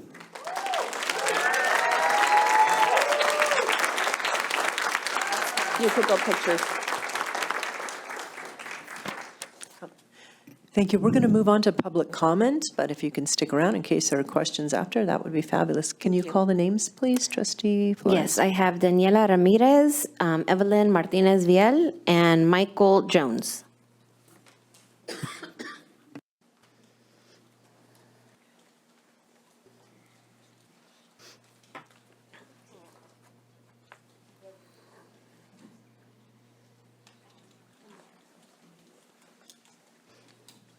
Daniela, I understand you want to do it in both English and Spanish, correct? So Yeah, I I'm can going to start give with you, English. I'm going to double your time. Okay. You do not need an interpreter though, right? Correct. Okay, thank you. So hi again, Daniela Ramirez. I'm here as a mom, but also work at PVUSD. I'm grateful to be part of Alianza and that my two kids are growing with the opportunity to be part of the Armadillos community. That makes them feel proud to be bilingual. They're part of a community that values diversity, inclusion, and it helps them to build their confidence. We're going through a lot of hard times, so right now feeling part of the community makes a difference for my kids. Estoy muy agradecida con la Escuela de Convencio Alianza porque mis dos hijos están teniendo la oportunidad de crecer en una comunidad que les da el valor de sentirse orgullosos de ser bilingües, tienen el valor de sentirse cómodos en un lugar diverso que influye mucho en la inclusión y también les ayuda a ser más tener mucha confianza en sí mismos y en crecer en unos adultos responsables. Thank you. Gracias. Hello, my name is Evelyn Martinez Vial. I'm a teacher and also a MESA advisor at Alianza Charter School, and I wanted to share a little bit of an excerpt of a letter that we got from the University of California, Santa Cruz, from Kristen Brudebaker, the interim MESA director and the deputy director of the Educational Partnership Center. They wrote, on behalf of the Math, Engineering, Science Achievement MESA program at UC Santa Cruz, we are pleased to express our support in the continued accreditation or renewal of Alianza Charter School. The UC Santa Cruz MESA program sparks early STEM interest by connecting classroom concepts to the real world practice, inspiring middle school students and high school students towards higher education, and Alianza Charter has been a partner in our MESA program for 20 years. They've been working closely with our UC Santa Cruz team to do such things.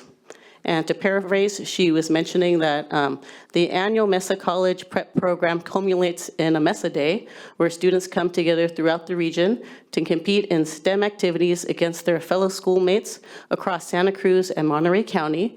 And Alianza has always been an active part in the preliminary MESA Day, as well as taking winning students to qualify to regionals competition. Alianza has always placed and had great success in this program and has always had student teams who are often first in the region to participate in new activities and highlighting which highlights their dedication to advancing student academic opportunities.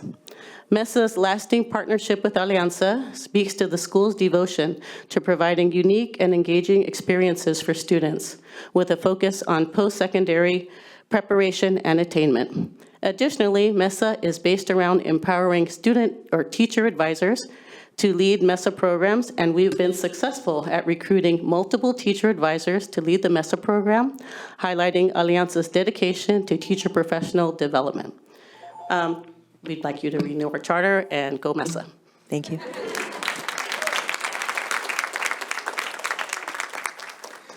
President Turley, members of the board, and school district staff.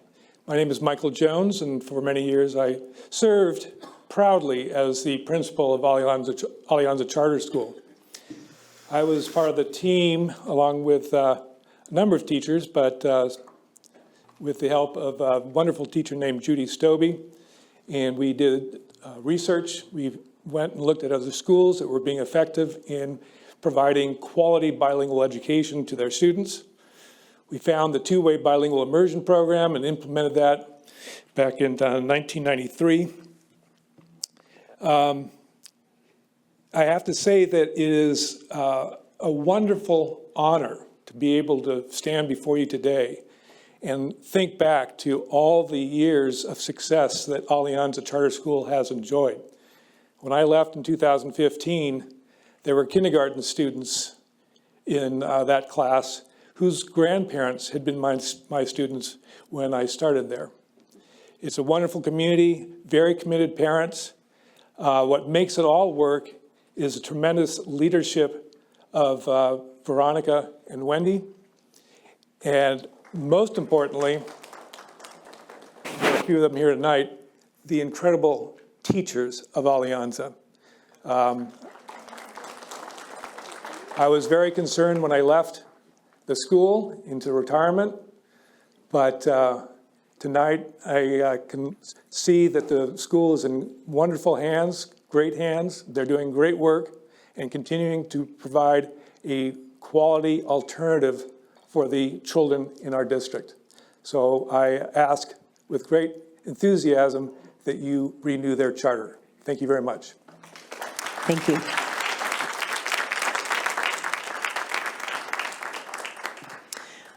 I'll now move on to board comments. Trustee Flores? No comments except to say that I think Alianza is doing an amazing job. I've been a parent at WCSA and we neighbor them, and I'm always happy to see everything, all the going-ons over there. Trustee Navarro? I just wanted to compliment you on your academic statistics. That's quite impressive. I think one of the things about charter schools that makes them so successful is how involved your parents and your community are. And I hope that we can figure out a way to spread that to all the schools in our district and try to get more people from the community and more families involved in their children's education. So thank you for all that you do. Trustee Salinas Holtz? Yes, thank you. I'm a former Alianza student. I went to Alianza for first through fourth grade, and I loved it. It is an incredible school, and it has been part of what has led me to be here today. And I want to just congratulate the school and everyone there and thank the amazing teachers who are back there, and some of them are my old teachers, and I had an incredible time at Alianza, and I am very glad to see that it is still doing amazing. So I guess congratulations on the charter renewal, and yeah, thank you to all the amazing teachers there. Trustee Carrasco? When I used to work for the city of Watsonville, we had an after-school program called the Flyers Program, and we had about 2 vans that would pick up from Alianza. And I remember thinking, when I'm helping them with their homework and seeing what kind of character these students were, I was very impressed. It was probably one of the reasons why I decided to put my own daughter at Alianza. And seeing Alianza on an everyday basis, seeing the kids running around and everything, and seeing some of those parents that I grew up with. It's a beautiful thing. I think being bilingual bridges you to a different world. And I remember the first week that my daughter came back from school, and I seeing her speak to my dad, who only speaks Spanish, and she would correct herself and then continue to speak Spanish. And I remember thinking, wow, it's been 1 week and she's already really pushing herself to only speak Spanish. And then when she would speak to me and others, it would go back to English. So I immediately saw her character being built. So I just want to say thank you for what you do and keep it up. Trustee Medina? Yeah, can I have the two ladies who gave the presentation come back up? There you are. All right, cool. So I have a few questions. So you spoke about Alianza's roots in equity and a commitment to bilingualism, and you closed with the statement that a bilingual world starts here. I love that. At a time when dual language programs are being politically attacked at the federal level, why is it important for our district to continue supporting schools like Alianza? How do you see your model contributing not only to academic achievement, but to the cultural stability and student identity in this national climate right now? Thank you for that wonderful question. So we pride ourselves in very early on in kinder, bringing that pride to our students, who they are, their language. And for those students, we also have English-only students that begin there. We also bring that pride that being bilingual, and not only just bilingual, but multilingual, will bring that connection in the world to every day when they go to college, when they just join a career. We embed that in all our curriculum and how we present everything. Everything's bilingual in our school song. Like, for example, we're members of PBIS. We do PBIS. All our PBIS signage, our songs are bilingual. Everything, it's giving them that pride that knowing more than one language just opens doors, opens your heart and your mind to be a better human. That's really what it is. It's about being a better human. Thank you for that. I love that. I have a second question. So across our region, we have heard concerns from families about fear related to immigration and customs enforcement, right? ICE.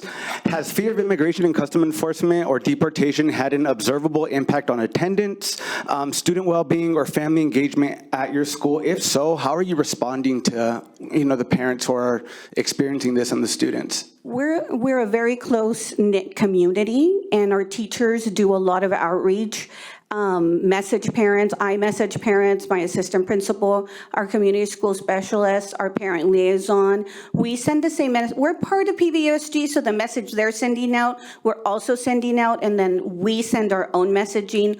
Our teachers, because our parents have shared that they listen, read more Parent Square from the teachers than us or the district. So we tell them, please repeat it. And definitely if they reach out, we have a member of our community reach out back to them so that they know that they're safe. But we do the same messaging that PVUSD. We are part of this community. As many mentioned, not to repeat, but the charters, we're part of PVUSD. We're a dependent charter, and we're proud to be part of this district. Awesome, thank you. And finally, regarding your student population, do most of your students enter as Spanish dominant, English dominant, or bilingual?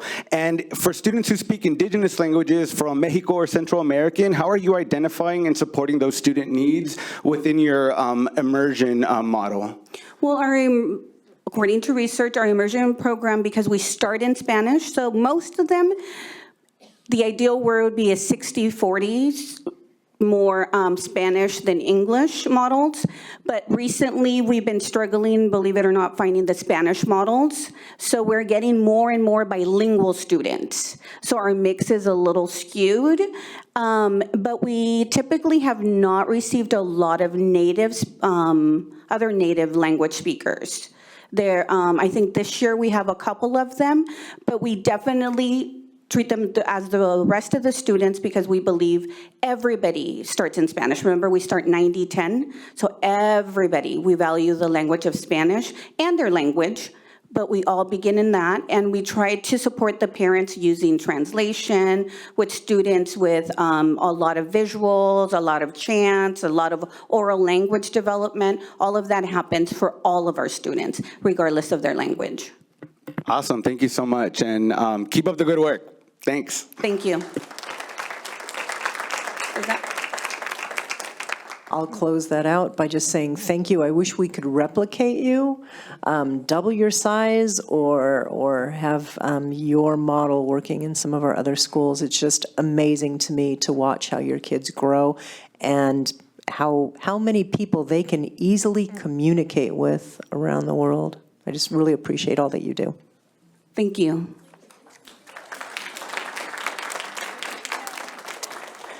We won't be voting on this item tonight. Tonight is just the hearing. We'll bring that back, I think, on the 25th?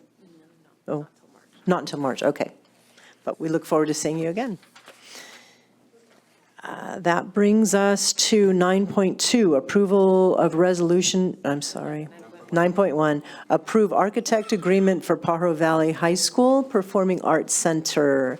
Report will be presented by Gerardo Castillo, CPA and Chief Business Officer. Okay.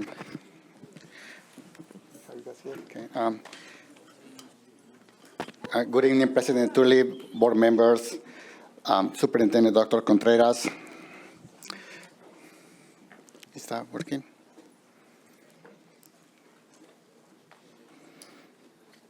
Ya, se ha prendido. Okay, the Performing Arts Centers, the PAC at Pajaro Valley High School, is the cornerstone of our district's vision to ensure that every student is prepared to share their new skills with the world. This project is rooted in our commitment to a nurturing environment where students can flourish. We aim to create a sense of safety and belonging through inclusive learning environments. Our process emphasizes transparent resources, management, and equitable allocation. This project is identified as our top priority within the district's master plan. We listened to you when you were talking about the PAC at the last board meeting. We listened to our community. That's why we're back here.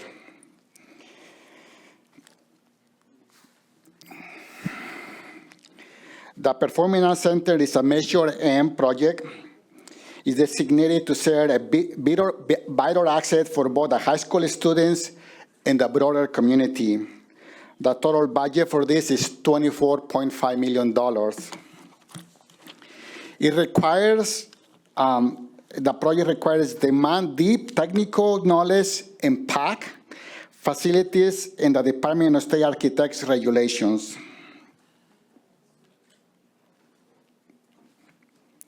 Is that one of that? Following a rigorous solicitation process that began on December 2015, the district invited a pool of qualified architects to submit proposals. We did the finalist interview on January 28, and they were conducted based on the design capabilities, budget management, and scheduling. One of these architects, PBK, had a high score, 96 out of 100 points. The project is aggressive but manageable. We expect to complete this project in June 2028. So the class of 29 will have this PAC center. Based on their expertise with the K-12 PAC projects, a strong DSEI track record, staff recommends the PB architects. The proposed fee is $1.9 million, which represents about 8% of the total project.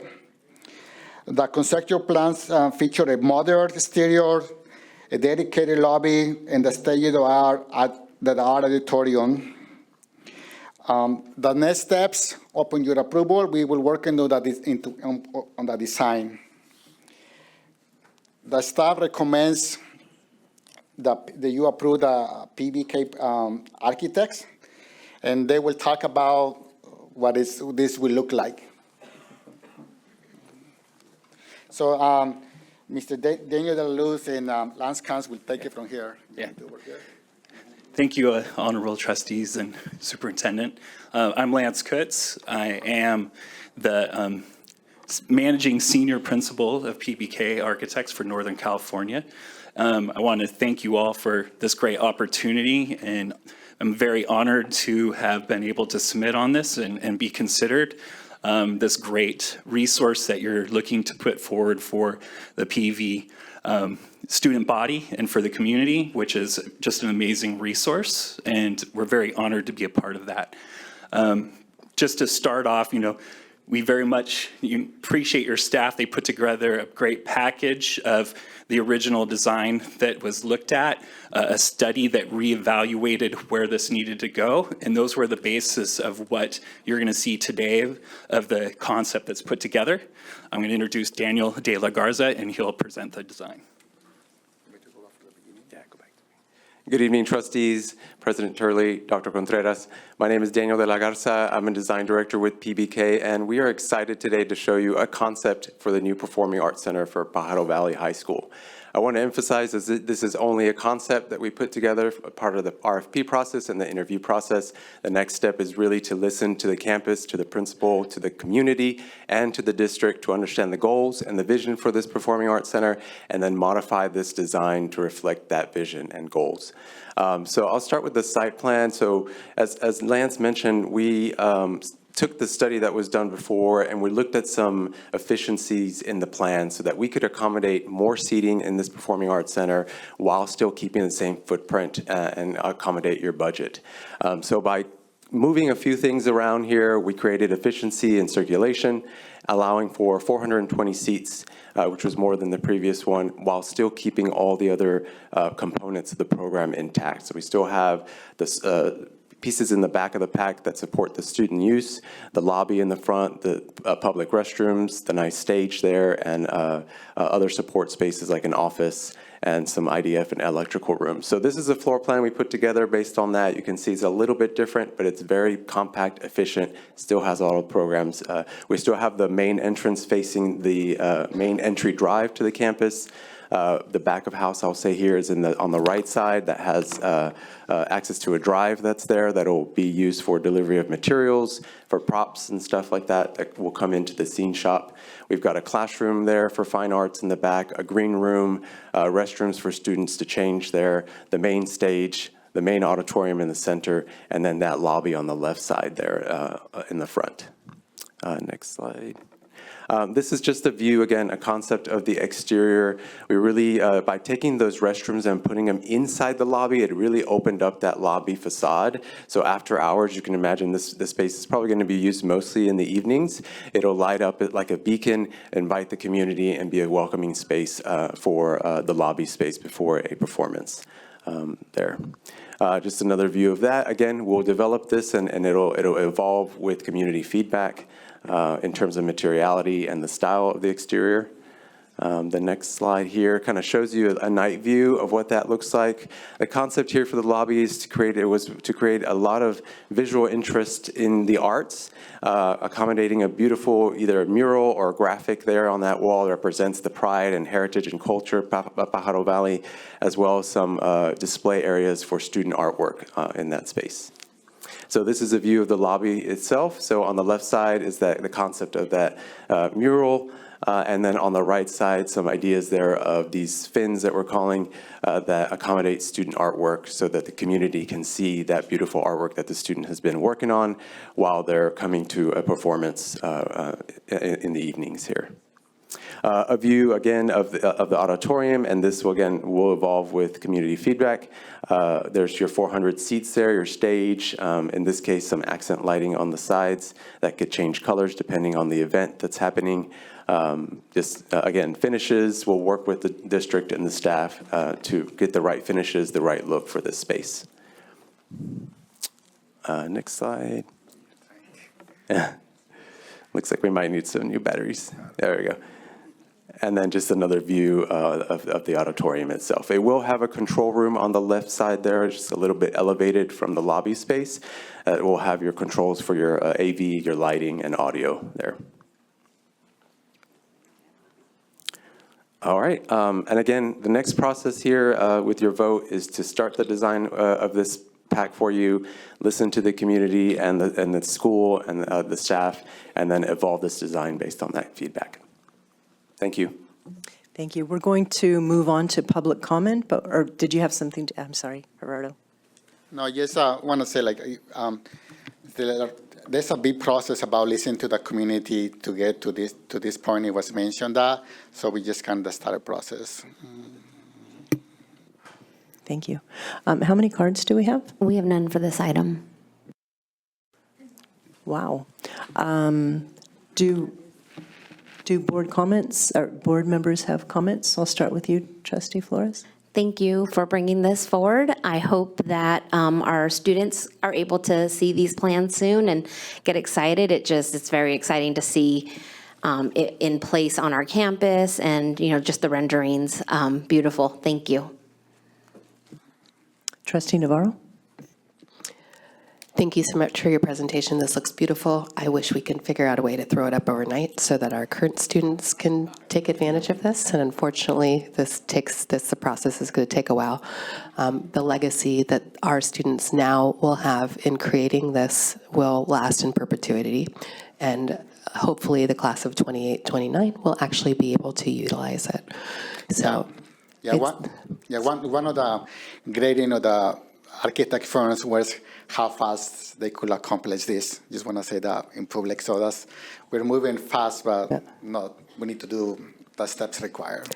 Well, it's long overdue. We have tons of talented students at that school, and this will be a great opportunity for them. So thank you.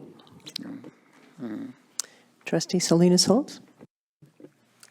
Thank you also for the presentation.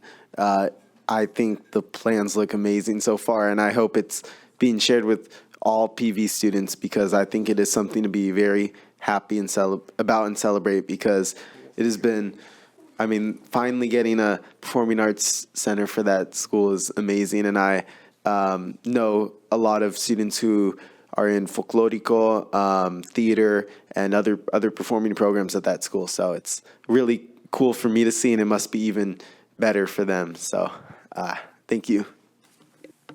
Trustee Carrasco.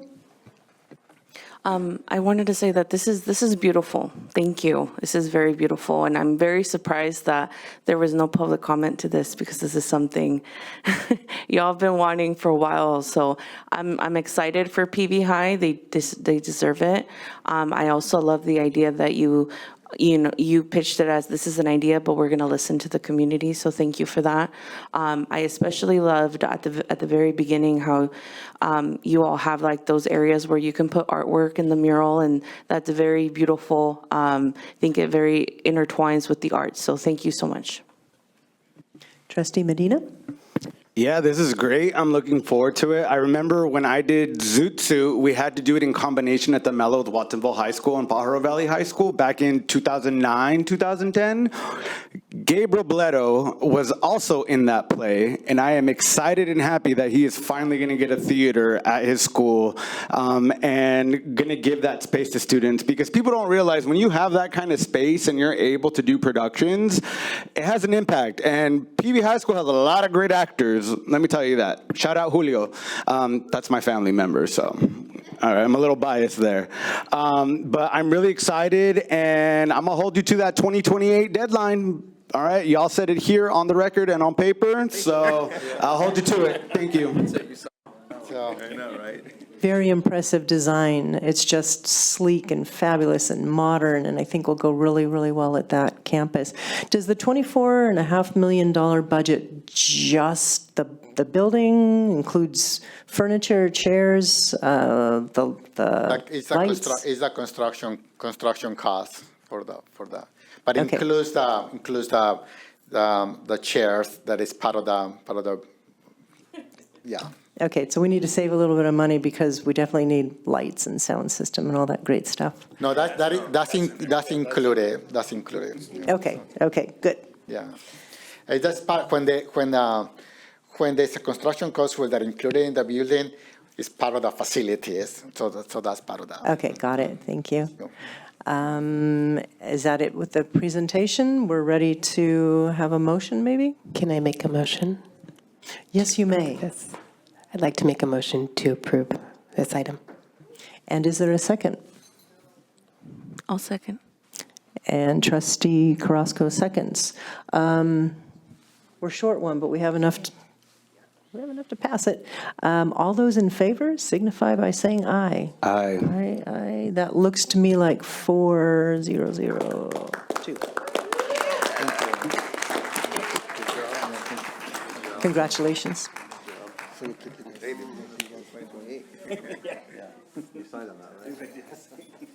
I'll give him a second before we move on. Hold you accountable for 2028, June 28.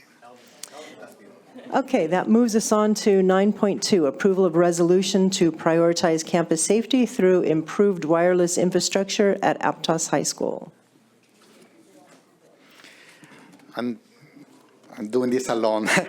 Good evening, President Turley, members of the board, and Superintendent Dr. Contreras. For the record, I'm Gerardo Castillo, I'm the CBO, and tonight I'm presenting a proposal for a wireless infrastructure project at Aptos High School to focus on a core objective, and that is safety. As always, we will start with our vision and mission. Currently, our campus suffers from significant dead zones. These are not just inconvenience for daily operations, they are direct limitation to our emergency response protocols. We know that reliable coverage is absolutely vital for our staff, students, and first responders. This project is about more than just cell service. It's the technology backbone for our modern security infrastructure. By improving signal strengths, we will be enabled to have integrated motion sensors. We will be able to have high-definition surveillance and total connectivity.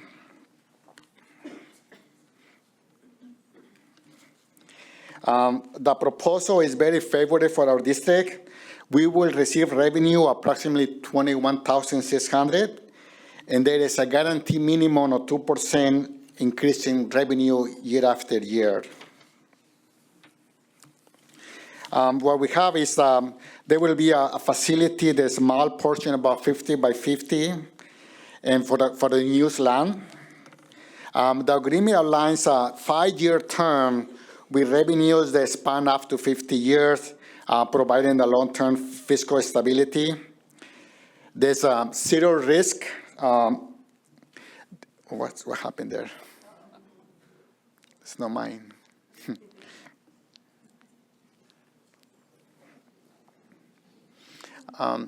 There is a zero risk, there's zero cost for the district.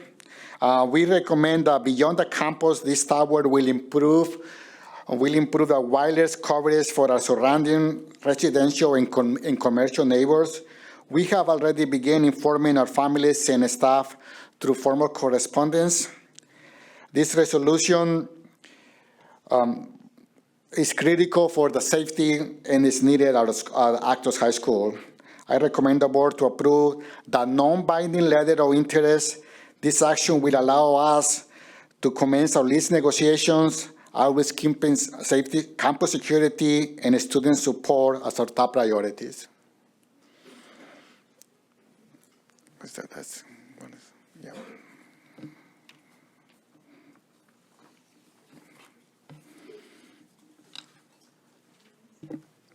Are there any speaker cards for this item? Yes, we have one, Marilyn Garrett.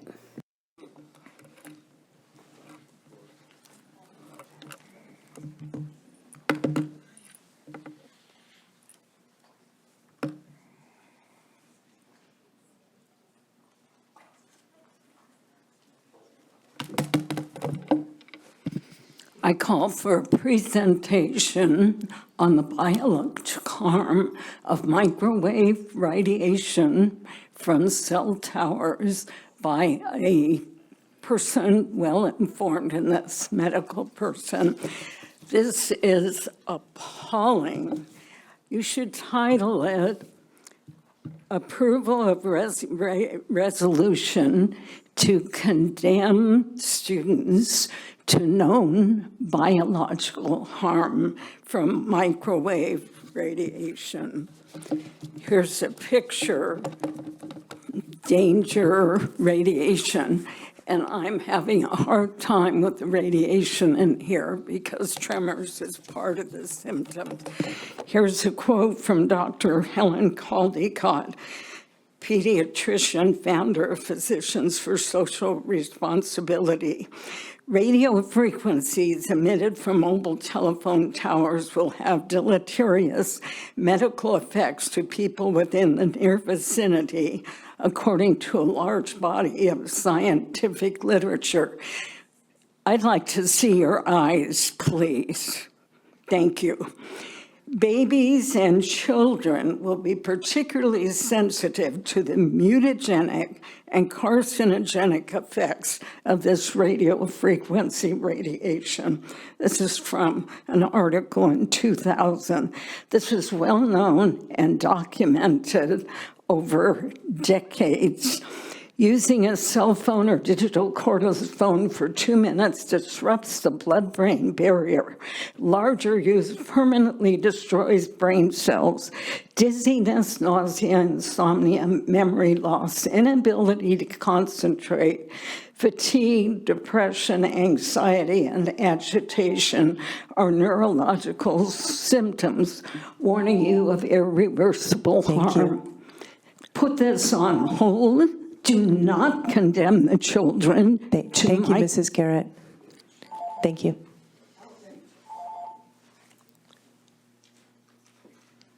That was our only comment card that came in before the item started. Thank you. Would you like to start with board comments, Trustee Flores? Yes, I thank you for this. Gerardo, I know you worked really quickly to look into this once you came on because it's been requested from the parents at Aptos High since 2021. And I know even after with the power outages that was happening and other incidences that have been happening, cell phone coverage is bad. And so it is very much a safety concern. And so I thank you that we are able to utilize this and on top of that, make some money for the district. So thank you. Thank you. Trustee Navarro? Thank you, Gerardo. I want to show my appreciation for you bringing this. At the last site council meeting at Aptos High School, which was right after the bag was found on campus, there was a lot of angst and concern in our community, and one of the things that came up is the poor self-service at Aptos High. And so this will go a long way to helping our families trust that they'll be able to get a hold of their students, the administrators. Another thing I heard is that they will be able to have their own internal radio system that's attached to this to communicate. That was one of the things that Ms. Lansdale brought up. So I think that this is a great step in the right direction of making sure our campuses are safer. Thank you. Trustee Carrasco? I just want to say thank you for the presentation. I don't have much comments. Trustee Medina? Yeah, I have a few comments. Do you know how the cellular service is in Las Lomas and Pajaro and off Lewis Road? No, I don't. No, huh? I remember when COVID hit, we had so many students from my area in Area 3, Las Lomas, Pajaro, who did not have Wi-Fi access, and that was an assumption that was made by the district up to the point where they then had to get these little boxes in order to feed the students their Wi-Fi. I didn't see no urgency to get a tower going for them. No urgency. So the question that I have is, the resolution states that improving cellular coverage at Aptos High School is a critical safety necessity. What district criteria are used to determine which campuses qualify as critical, and how do conditions at schools serving Las Lomas and South County compare?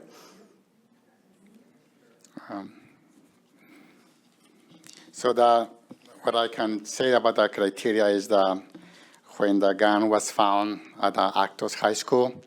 So this is when we start looking at this. I did not know any of the history of Actos. I did not know any history about the other schools.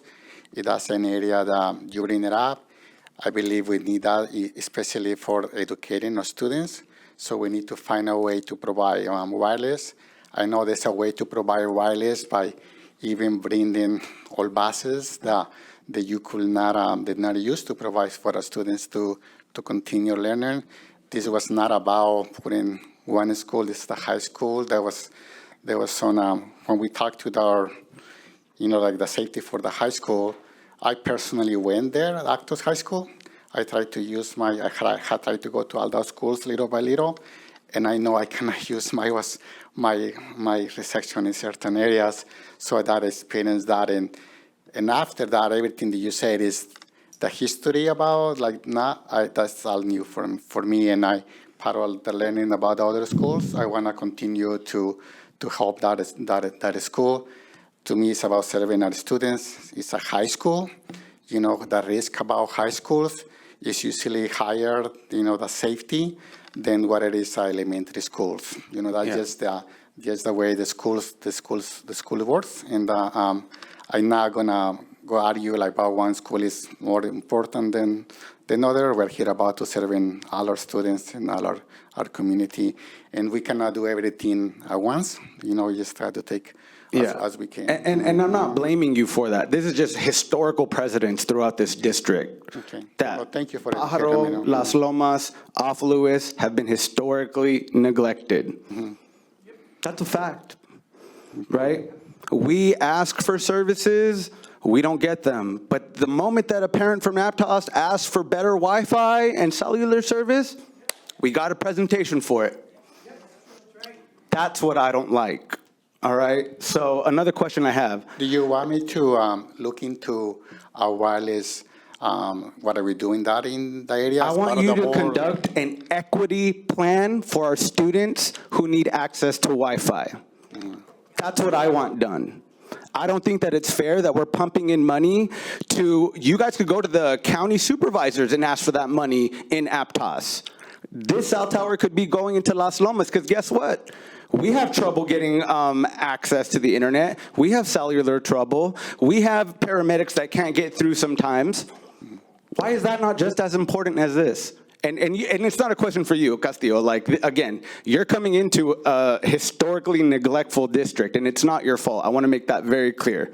All right? But I just want this to be known, because I don't know how many people have to come and advocate. This is not, I just want to clarify, this is not cost for the district. This is actually, we're receiving revenue from the district. Great, and I wish that the students and families were also benefiting from this cell tower and getting that quick access to Wi-Fi and cellular connection. But again, we're put at the back burner, right?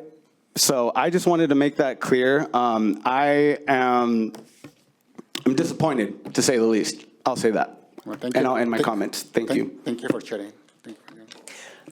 I have some concerns about the proposal, and I'm glad to hear that this is just a non-binding resolution so that you're able to explore more. So the company that would do the install had supplied an aerial that doesn't appear to be of Aptos High, and there wasn't a photo included of what the vertical bridge looks like. And I think that parents on that campus, faculty on that campus might benefit from looking at that and having some input in the location. From what I understand, these things are quite large, and it'd be nice to know what it was going to look like. Yeah, we're working for your last comment. We're working with the administrator, and what this company, I had a communication with them a couple of times. It's like, and that's what I bring it to you as non-binding, because I expect a lot of questions, comments, controversy, and to get to a point where I do not feel bringing it to you as, just I'm asking you the kind of authority to move forward with this process. All our cellular phone companies, this is connected to Verizon, AT&T, all the companies. If you do some research, there's controversy, almost any one of that, very similar. So there's no one perfect thing, and that's what say like, for me, it was like 5 years. They want a long term, and so we got opportunity to review that. Okay, I appreciate that and that you'll look into it. I also had one concern that they have 24/7 access, and we have students, some vulnerable students, on our campuses, and I just want to make sure there are some controls of when people come to service it, and that there's some kind of background check, or they check in with the office, or kind of the normal protocols when people come on campus. We definitely could do that. We could ask them to check at that office, and they put that in. They would have to check on that office. That is like, they explained that to me. Like sometimes there's like a storm.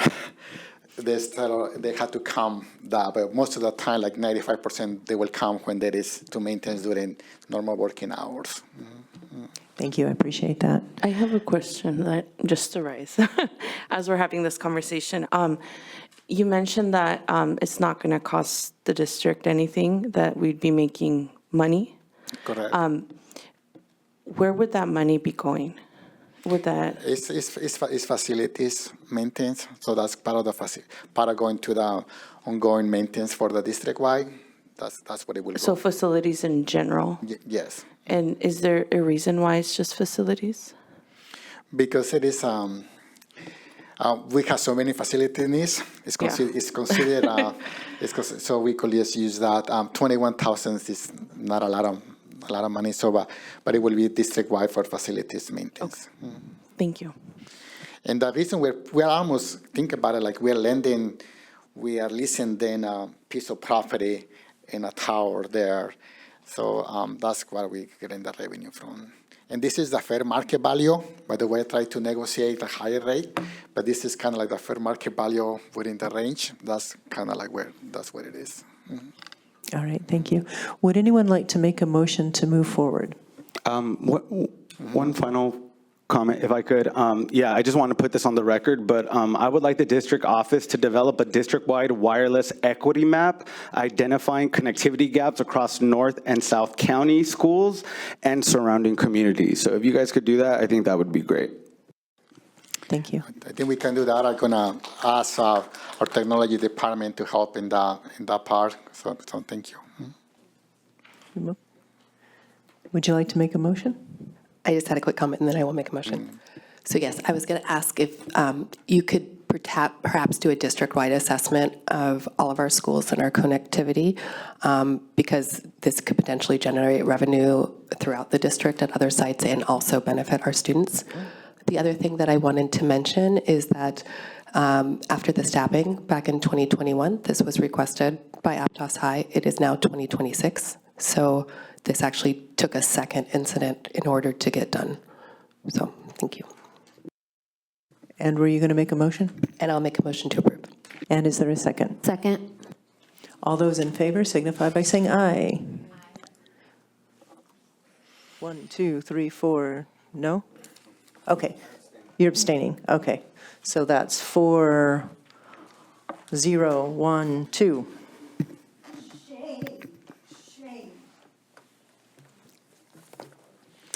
Thank you. Thank you.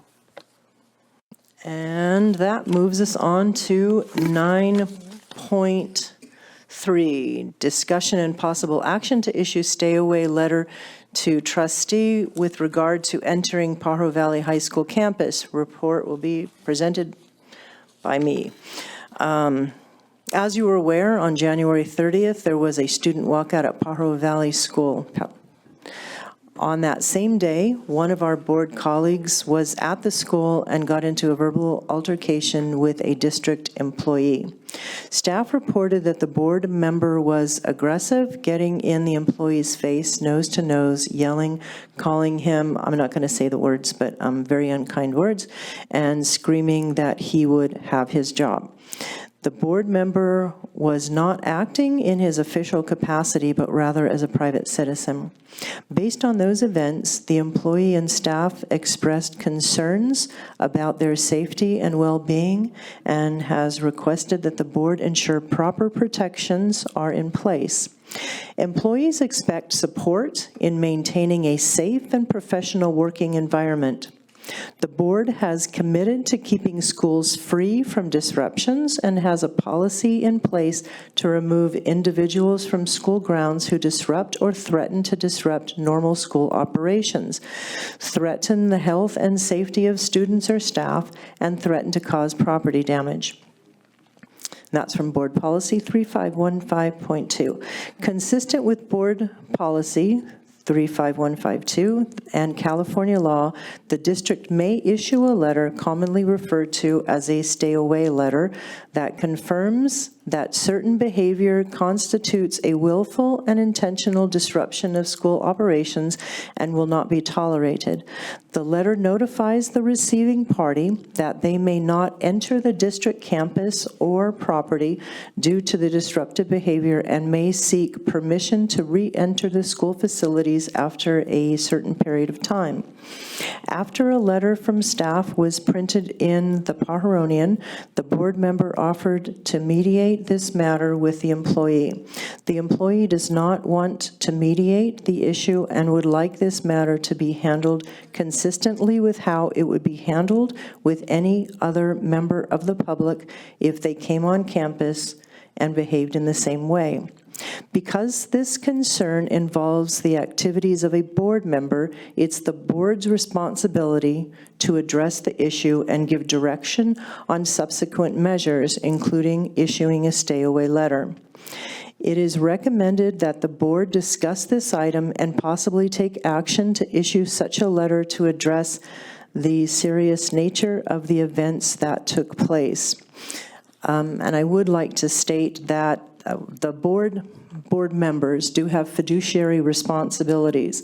We have fiduciary responsibilities to the district as a whole, to our students, to our staff, and to our community.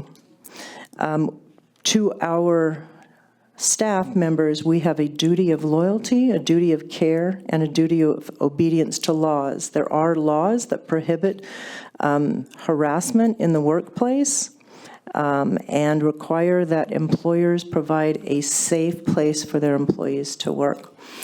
Do we have any people who want to comment? How many do you have? 15. Okay. Are we all right with 2 minutes per? All right.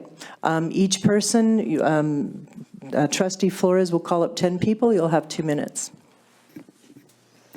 Thank you. I have the first 10 is Karina Aguilar, Aya Mendoza, Omar Dieguez, Evelyn B., Chris Webb, Marilyn Garrett, Mads Rilmoto, Tammy Harkins, and Amparo Jimenez.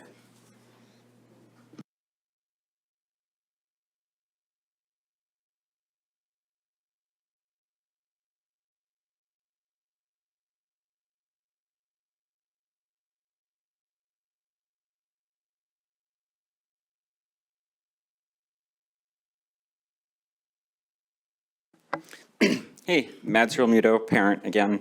Honestly, I didn't want to speak to this issue. It's uncomfortable.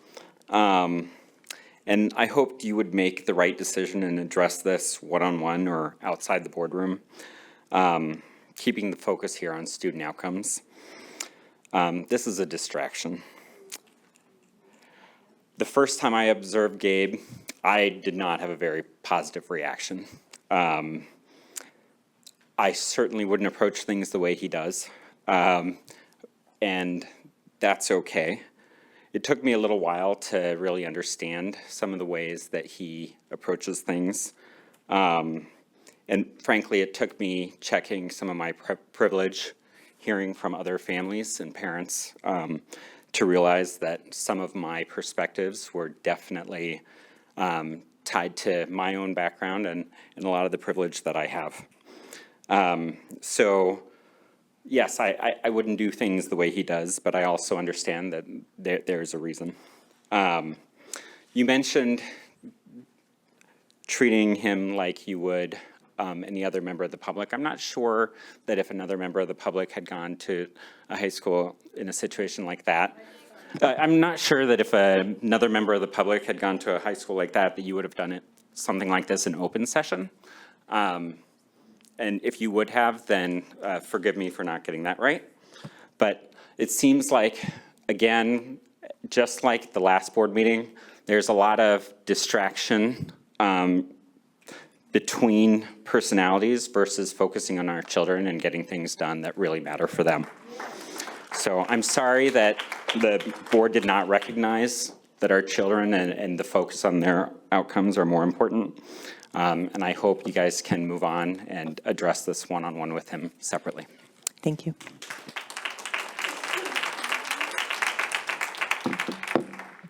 Hello, my name is Maria Evelyn Bedoya Cruz.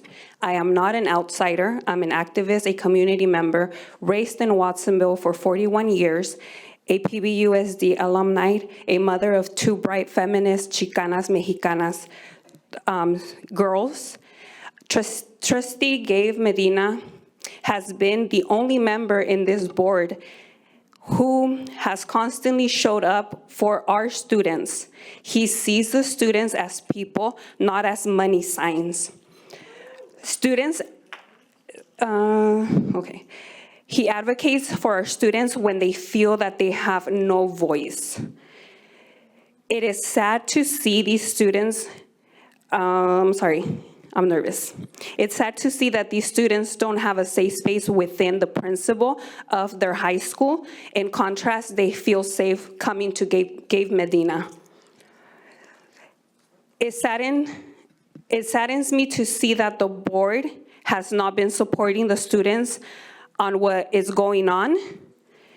It's sad to see that some emotions play a role within the principal. If you guys would have seen those students being barricaded by the principal and staff members, if that was my daughter there, I would have been a parent that was barging into the office, raising my voice, screaming at the principal. I don't think Medina did that, but the principal did tell the students that he was gonna expel them, that he was gonna have tow the students' car. And I have 9 seconds, and I do wanna say this. You just said it right now. Students should feel supported and safe by all of you guys.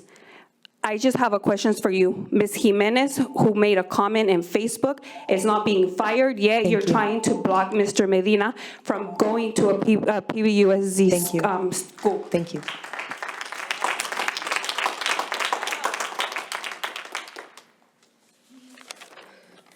Good evening. I'm going to do this bilingual, if that's okay with you guys. I'm a Spanish teacher at PV High. My name is Amparo. Vaya por delante que condeno la inoperatividad, la crueldad y la incompetencia de este distrito en todo lo relacionado con los despidos, que estas medidas perjudican, como casi siempre, a los más vulnerables cuando debería ser exactamente al revés. Let me begin by stating that I condemn the ineffectiveness, cruelty and incompetence of the district in every related to the layoffs. These measures harm, as they so often do, the most vulnerable, when it should be exactly the opposite. Condeno también la actual política migratoria y condeno igualmente la inacción de este distrito en la anticipación, así como la falta de pautas y protocolos claros ante una protesta del pasado 30 de enero. I also condemn the current immigration policy, and I condemn the district's inaction in failing to anticipate and establish clear guidelines and protocols ahead of the protest on January 30. Pero también condeno la manera, cuando menos, según yo, inconsciente e imprudente, en que se desarrollaron los hechos en PV High por parte de determinados individuos en esta comunidad y todo lo que derivó de ello. But, and because there's always another side of the story, I also condemn the manner and the very least, under my point of view, unconscious and imprudent in which the events at PV High were carried out by certain individuals within this community and everything that resulted from them. Qué decepción descubrí que quien dice representarnos y con quien incluso podemos coincidir ideológicamente opta por dividirnos para lo que yo creo que es alcanzar su verdadero objetivo, que es ganar este juego político. Lo más doloroso para mí es sentirme traicionada al verme obligada a debatirme entre mi ideología y mi ética. What a disappointment it is to realize that those who claim to represent us, and with whom we may even share, or we share, ideological ground, choose to divide us in order to achieve their true objective, which for me, it's kind of winning a political game. And what hurts me most is feeling betrayed, forced to find myself torn between my ideology and my ethics. Thank you so much. Thank you.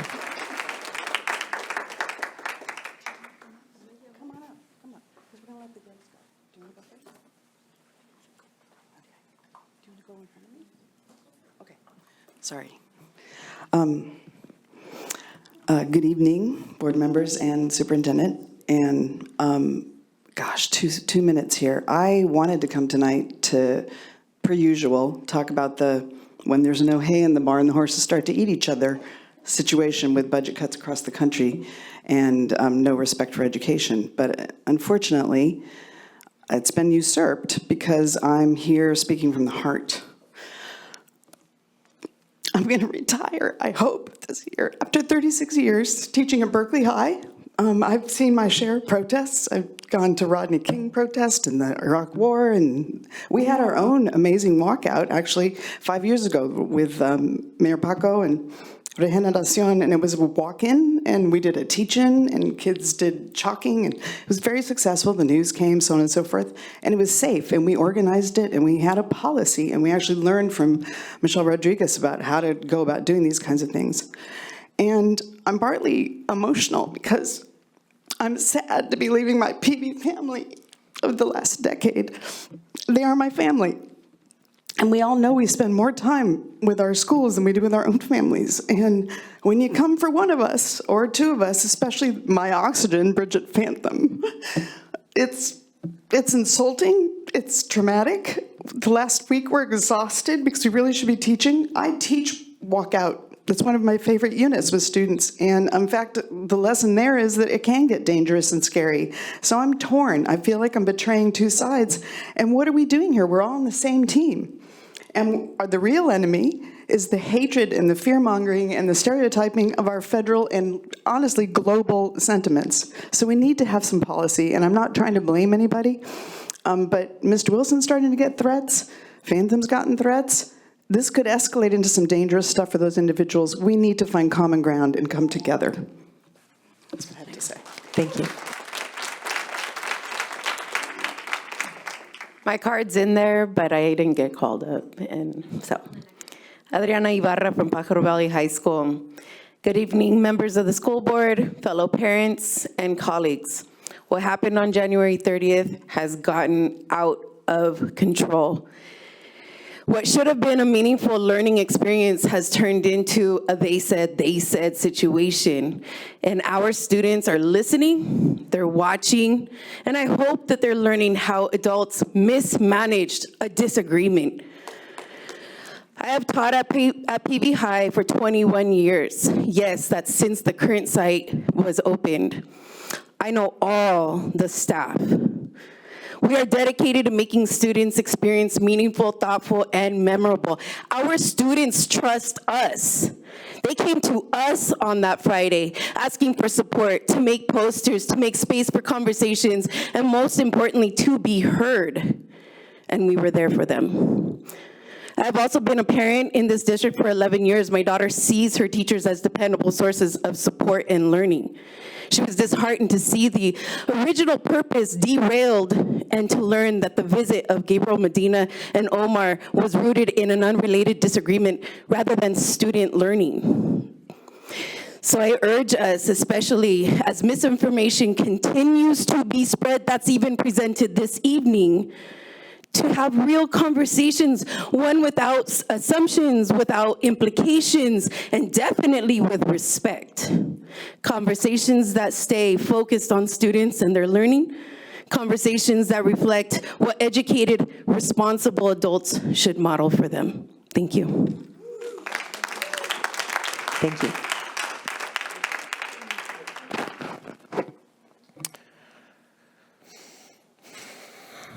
What happened on January 30th was the students organized their own walkout.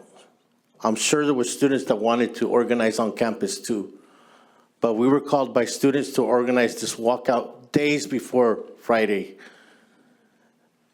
When we showed up and we approached campus, I'm not here to talk about how aggressively I was approached by the principal. I shined that because I knew that the students were watching. I stood there as a leader and listened to him and shined it. There's a video that the students recorded. We have not even released that video. We can, to show how aggressive the principal was that day when we were on campus. Our priority is to make sure that the students are safe, that they have the right to practice freedom of speech, the right to walk out, to empower them to become leaders in this community, and empower them to become the future leaders of change. Not only that, but why are we here gonna try to ban Gay Medina from PV High when we have this teacher at McQuitty School? Why aren't we banning her for making those racist comments? Why isn't she here today? Why aren't we writing a letter against her for putting childcare safety and all these children in danger? Why are we talking about the day that the flag was flown halfway at Pajaro Valley High School for Charlie Kirk? Why aren't we talking about the day that they prevented us from coming on campus to give the education about the harms of pesticides? Why aren't we talking about all the students that are getting cited by SROs on campus without a parent present?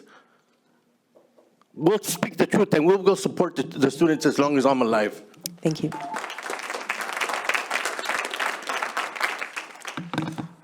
When Gabe came to Watsonville High, when there was a protest there this year, and Daniel Dodge as well, they were just people like taking pictures. It was actually a beautiful moment, and I suspect that my feeling is, based on what I saw in that moment, is probably he did maybe the same in PV.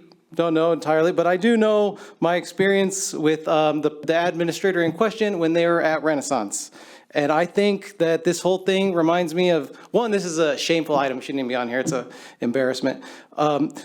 But student outcomes, for them to change, we need to change adult behaviors, and one of those is stop attacking student advocates. Stop attacking the people defending our students. I remember when he was at Renaissance, there was violations of student due process. I had my own advisees subject to discipline that was like improper. They literally had like a wrongful conviction case. And then there was another one where it seemed like due to some petty beef with me as a student advocate, my student is gonna be denied to go to a soccer game or volleyball. And they'll say, oh, well, she did this other thing. Well, if she did that other thing, why didn't you go through the process and inform the advisor? And we could follow up on it like normal. So there was like a disrespect of our institutions. It was like real Renaissance is a republic. This was a king who came in, wanted to call the shots, and they hurt student opportunities. They degraded the academic culture. With that, he brought credit inflation. We had variable credits. There was, people were earning. They're earning it now. Is like they kind of undermined the integrity of the whole process. And one thing that's weird to me is how can it be safe to walk to a school but not safe to walk out of it? Because I drive by PV on my way home and I see kids walking to school. So another thing, they changed the academic advisor role at Renaissance, and it was in a way that the academic counselor took over, and there was a lot of mistakes, and they had it set up to scapegoat the teachers. Mr. Webb. Karina and Aya, we do still have 5 more adult speakers, or speakers if you'd like to have the final word. Otherwise, you're free to go now. It's up to you. Would you like me to call the rest of the cards? We could go. Okay. Good evening. My name is Aaliyah Mendoza. And my name is Karina Aguilar. We would like to start off by saying that as students from PV High School, our principal, our community, our students, our staff have all been painted as something that it truly is not. Trustee Medina, you are here sitting in this board as someone who we can clearly not trust and confide in when it comes to showing up for our school and our students, specifically regarding the incident that happened on the day of our walkout. That day, you showed us students what a perfect example of immaturity and a lack of clarity can cause within our school community. By dragging in one of the most beautiful teachers that we have on that campus, apart from these beautiful three ladies, that we have on that campus, and who does nothing but encourage us students to speak out and advocate, learn, and grow from one another, which is Bridget Phantom. Also, regarding our principal, Mr. Wilson, who you claim to be a white supremacist, who is actually someone that has done nothing but encourage our school to move forward so us students can get the education we deserve. PV High School has never been what it's been painted to look like. There's way more bigger problems at hand in this world right now, and acting like little high schoolers who don't know how to control their drama is unnecessary and a bad example for us all. On my behalf, I would also like to add that my family's experience with the special ed classes in this district have only shown us how their students, including my brother, are being mistreated and treated without equality. And let me tell you once that my brother and any other special ed student are nothing but beautiful human beings who deserve the same treatment as us all. So please do us all a favor and do your job by focusing on the people that need it most by hiring people that are qualified for these positions. Thank you for your time. Thank you.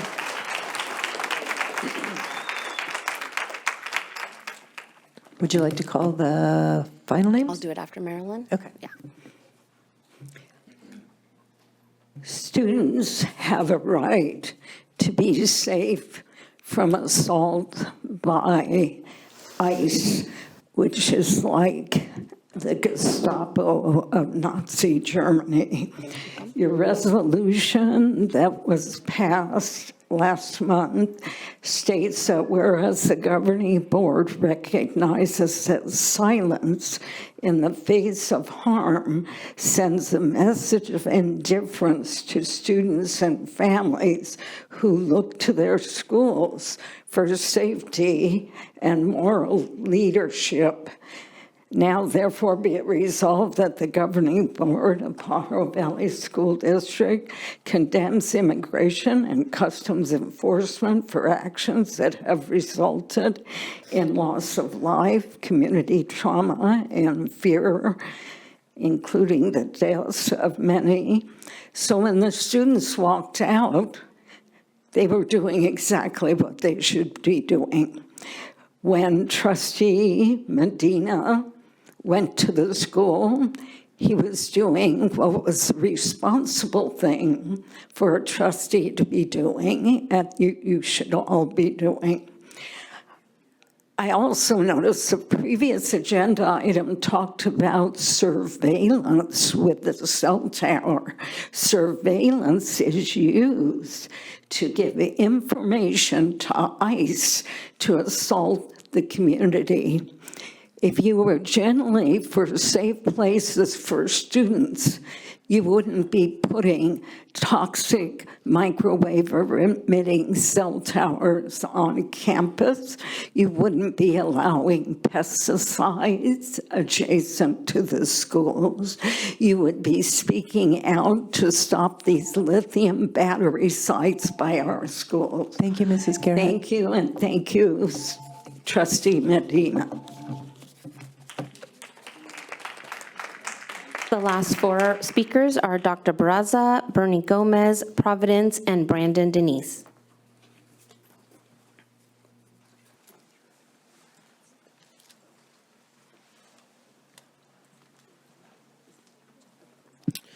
I'd like to speak under this item to advocate for cooler heads to prevail and to uplift the work that the staff at PV High School had put in to ensure that the students had an opportunity to protest and practice civic engagement on campus. Speakers from your allied rapid response had been arranged to speak, and the staff had planned to support students in writing letters to elected officials. I know for some that that's not enough when we have a paramilitary murdering individuals on our home soil. But as a staff, we have to abide by Ed Code and the laws that govern us. I know some people are citing Senate Bill 955 as granting granting students the right to have an excused absence to participate in a protest, but that requires advance notice, and I don't think that was given. If I was a student at PV High School, you bet if I was aware of that language, I would have given my principal a week notice and been like, you can't stop me. So there's an option there. Let's follow it. I don't believe that Todd Wilson is racist. I've known Todd for 11 years now. My first year in this district, we worked together at Lakeview, and we've been in this district together ever since. I've broke bread with Todd. I've sat on the opposite side of the table from Todd. I've disagreed with Todd. But I know that he takes his duties as principal seriously, and he cares about his students. He is from Watsonville, and he's demonstrated a long-standing commitment to our students. If you ask the team at PV High School what quality of administrators they've had in the past 6 or 7 years, they will tell you that they have had some of the worst administrators imaginable. And Todd has come in, he respects his staff respects him, the students respect him. So I go back and forth on this. I grew up listening to bands like System of a Down and Rage Against the Machine. I've cared about geopolitics since I was a kid. I understand that some rules are made to be broken. I get it. But I think this is just a waste of time. Where's the actual letter? Are we going to take action on something that's not properly agendized and get a Brown Act violation? Please, let's just meet in the middle, spare us all this fighting, and let's work together to put the kids first. Thank you.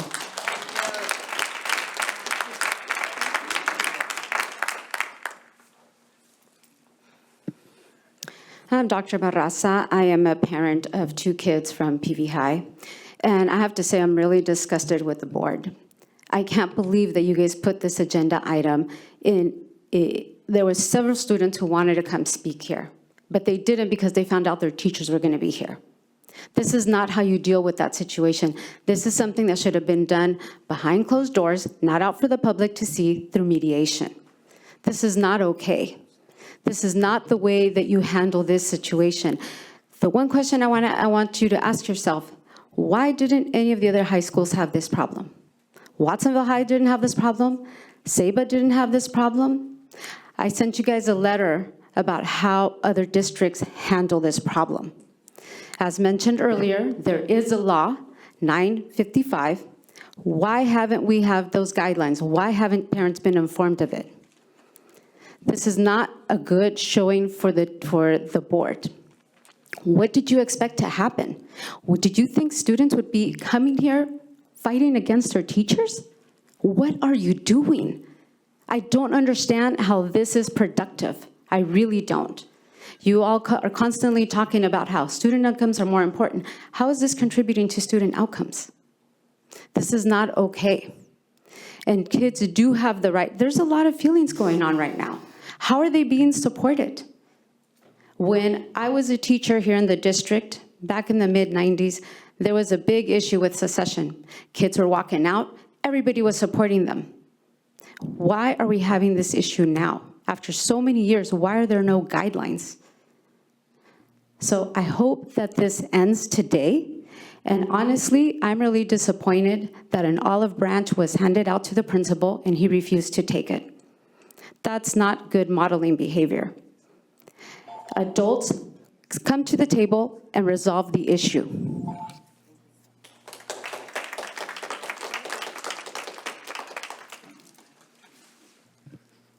Greetings, board. Bernie Gomez. I want to say that I respect the teacher, Maestra Phantom, right? I respect the work that Trustee Medina does, right?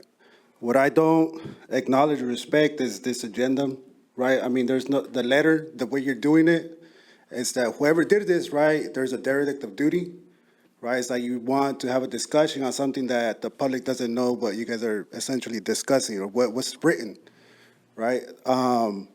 Another one is, you know, in times of heightened emotion and energy, and you get swept up in the movement of things, right? Sometimes you say things that you didn't mean. Sometimes you say things that you did mean, right? Sometimes they come out right, wrong, whatever. But there's always that room for dialogue, for open conversation after that dies down, when the adrenaline dies down, right? I think it's a lack of leadership and just a lack of responsibility. I don't know how to put it into words, but for a principal to not want to come and sit down and have an open discourse and create equal understanding to ensure that this doesn't happen again, right? To ensure that there is communication happening, right? I wasn't there, so I'm not going to speak on those events or what was said or what wasn't. But what I am saying is that there's nothing normal about what's happening in PVUSD, right? But what Medina's does, brings facts, that is something that I do respect. Échale ganas, bro. Thank you.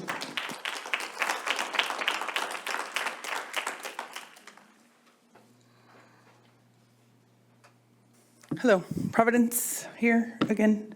I had this whole thing written out, right? But everybody already said it, so I'm not going to repeat myself because I get bored when things get repeated. And everything's been repeated already. And it seems like we're just doing things over and over, and the errors are being made. You guys are doing things wrong. You don't know how to hold a meeting. I mean, all this training. I mean, it's really ridiculous that you guys can't get this done. Like, I would just like to see everybody squash this right here, right now. Forget about banning anybody from anywhere because that's ridiculous. Banning, what kind of example are we setting the kids? What do we tell the kids? Okay, now let's give each other a hug. Let's just forget about it. Say we're sorry. Okay, sorry. Okay, are you sorry? Okay. So what do we do with kids? That's the way we need to do with the principal, because the principal, I think he needs a little bit of guidance too. You can't just put everything on one person because he's a trustee. He was there speaking on behalf of the students because of the actions of the principal. The principal was very aggressive, which is not supposed to be the way. He's supposed to de-escalate, not escalate. He's supposed to be the one setting the example, not making everybody look like idiots, because that's what's happening here right now. I don't know who here he has favoritism with, but somebody here to put this on the agenda without having consent of the committee of the agenda, to me that's like, well, I don't know, makes me a little bit suspicious on who is he talking to, because he seems to have a lot of favoritism. There's a policy that was going to be put in place when Omar was over there having issues at the school, not being allowed to go to the school and talk about the pesticides. And now that Medina had an interaction with him, so now he's going to get banned. So every time he has an issue with somebody, something gets put on the table right away. Because who is he? Is he like somebody's family member, or what's really going on here? So I think the principal's here now. Medina's here. They're adults. We need to shake it out right here in front of everybody. Just make peace. Let's shake it all out. Thank you, Providence. That was it. With that, we'll come to board comments. I'll start with you, Trustee Flores. Okay. I want to make it very clear that this item is not about restricting our students' rights to protest or anything like that. This item is about protecting our staff and protecting them from having a hostile work environment and from harassment. That's exactly what this item read to me.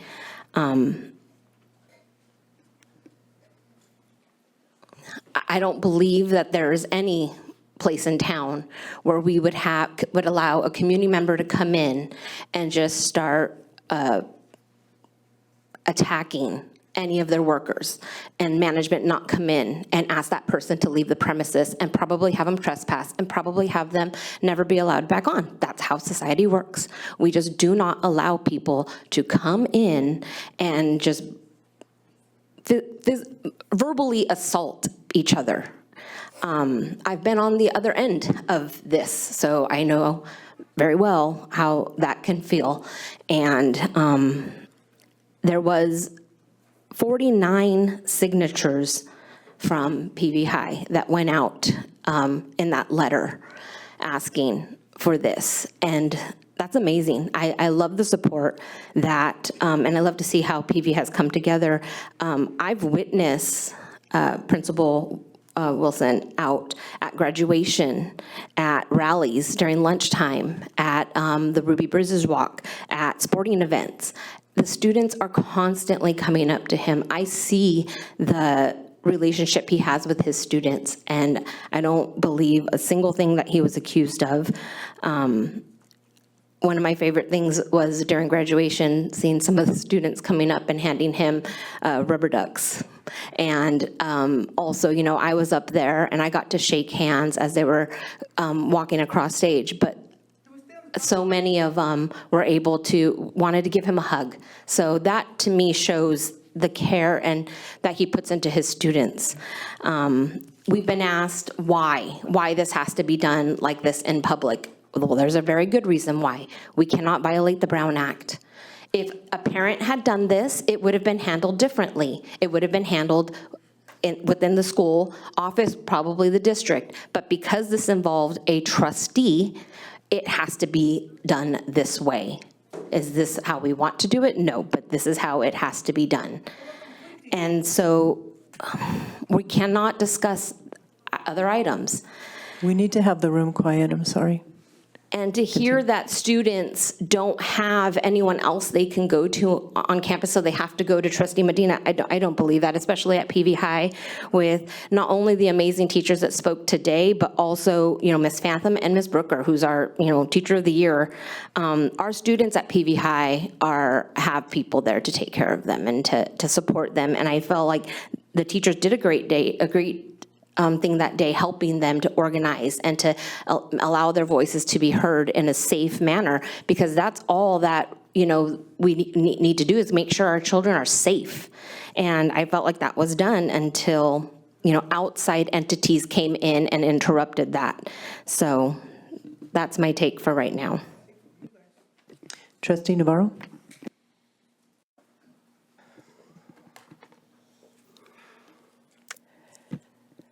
I was hesitant about whether I was going to comment on this, but because of the amount of misinformation that's been shared in this room, I feel obligated to clarify a few things.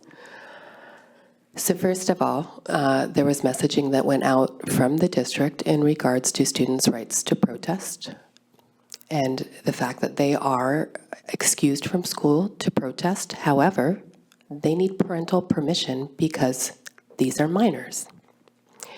And as most of you may know, the school district is responsible for students from the time the bell rings in the morning until the time school is out in the afternoon. Secondly, so Chris, that answers your question of why they can walk to school just fine. So on January 30th, I was in contact with the principal in addition to staff and teachers on site, because that actually is my school, my site. And the account that was shared by some members of this community and one of the Trustee Medina are gross mischaracterizations of what happened that day. So while I'm sure that there are some students that requested, Omar, your help, I do not believe it was the majority of the students at PV High. Were you there? We need to have it quiet in the room, please. 2 unauthorized individuals showed up on a closed campus with a bullhorn and, as my principal stated, kidnapped my kids off campus. And he is ultimately responsible for those students. Those teachers are responsible for the students. They did not tell the students they couldn't leave. They offered another way for them to be civically engaged and have their voices heard in a way that their teachers could support, in a way that their teachers could be involved in a way that their teachers can actually teach them a lesson. Of the students that left campus, now the school had to worry about their safety, which is why the SRO was able to get some of the police officers to come and follow the students on the 1.5-mile walk across town. Most of the students actually didn't make it to the plaza. Who knows where they went? And guess what? Excuse me, we were quiet and listened when it was public time to speak. Now it's Trustee Navarro's turn to speak. Thank you. And despite the fact that we don't know where those students went, and their parents, who were probably at work, had no idea that their kids weren't at school, if anything had happened to any of those students, the district would have been liable. And the individuals that took those students off campus without parental permission would have been liable for child endangerment. So that's the first issue. The second issue was that one of our trustees live streamed, videotaped the whole thing and put it on Instagram. And then showed up at the school, was asked to leave. It's not an open campus. Got up in the face of the principal in front of all of the office staff who witnessed. Everybody was in tears. It was chaos. I got messages from teachers that the whole campus was in a disarray. And then this trustee went on social media and was calling for the principal's job. Because if anybody crosses this trustee, he goes on social media and attacks them, anybody, for anything. And I understand, Mr. Wilson, why you don't want to sit down. This is not the first time that Trustee Medina has come after this particular principal. And in this community that he's lived in his entire life, now he's getting, death threats and, emails calling him a racist and mischaracterizing him. And this is why his teachers and staff are here supporting him, because his students care about him. His staff supports him. And it is unfair and it is unkind that we can just say anything we want about anyone with no repercussion. And it's unfortunate that we have to do this in open session. But this board, for far too long, has not enacted and enforced its own bylaws. I don't understand the point of having bylaws if we are not going to enforce them. There are clear conducts that are respected of us. We are to maintain ourselves with dignity and respect because we are the adults. We are setting an example for our kids. And I wanted to say thank you, Aya and Karina, for your bravery of coming up here and standing up for your principal and standing up for your school. Because PV High has a great community. I just got done speaking to students at PVPSA from your school that were talking about how great the community at PV High is. They don't have the fights that they have at Watsonville. Like, Mr. Wilson has come in and created a stable and caring and kind community at that school. And to threaten his job because he did something you didn't like, honestly, I give you so much props, Mr. Wilson. I heard that this trustee was in your face so close that he was spitting on you, and you did not react. That is a testament to your maturity. And it is our job as a board and as a district to protect our employees. We have already lost too many employees. I'm sorry to lose you, Claudia. I was sorry to lose Jenny M. I mean, how many employees in this district are we going to get to quit because we are not protecting them from the board? Point of order. Is she going to be here all night till 2 in the morning giving this speech? Because I got some things to say too. We'll get to you. You're right, we shouldn't be making it about you. So I'm going to continue. So Mads, I hear what you're saying, but unlike being able to get a restraining order for 2 individuals who don't have kids at the school coming onto the site, the rules are a little different for a board member, and unfortunately, it needs to be done in open session like this. So that is why, and you're right, it's not a student come outcome, and I hope that we can move through this as quick as possible. Thank you. Trustee Carrasco?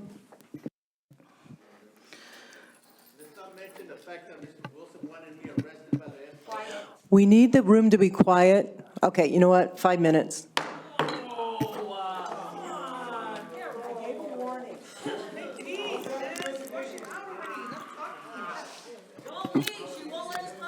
Yeah, be careful, y'all.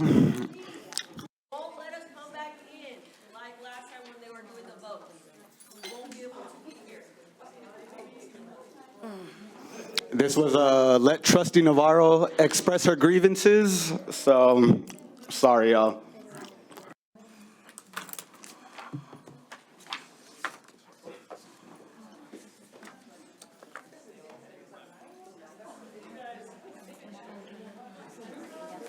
I'm not gonna go back there.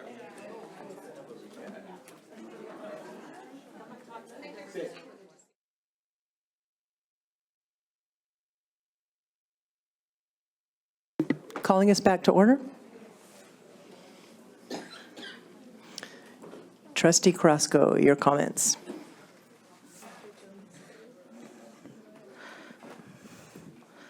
All right, can you guys hear me? Okay, sorry if my voice is not all really loud today. I believe that the individuals who were directly involved should be the ones reflecting on their own actions, having honest conversations and taking responsibility where needed. Real growth comes from self-reflection and accountability, not from commentary by those who were not part of the situation. What I do believe is in the process. I do not think public division helps our district. I don't want this to turn students versus teachers or staff versus board, which is why I didn't want to have this conversation in public. That kind of polarization only harms our school community. From what I understand, and I don't even know if this is true, there were faults on multiple sides. As adults and leaders, we need to model what it looks like to reflect, address concerns directly and privately with those involved, and then move forward with a stronger plan. The real question should be, what can we do better next time? How do we ensure we handle similar situations more effectively in the future? Rather than continuing to debate opinions, I would support a concrete action. I would like to make a motion to implement restorative practices in response to the issue. Let's engage in an effective conflict navigation process using the board training funds that we already have. Let's access professional coaching and mediation support to guide us through this in a constructive way.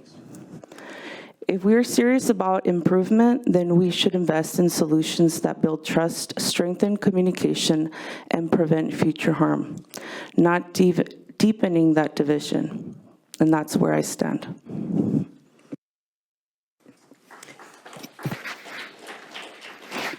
And Trustee Medina.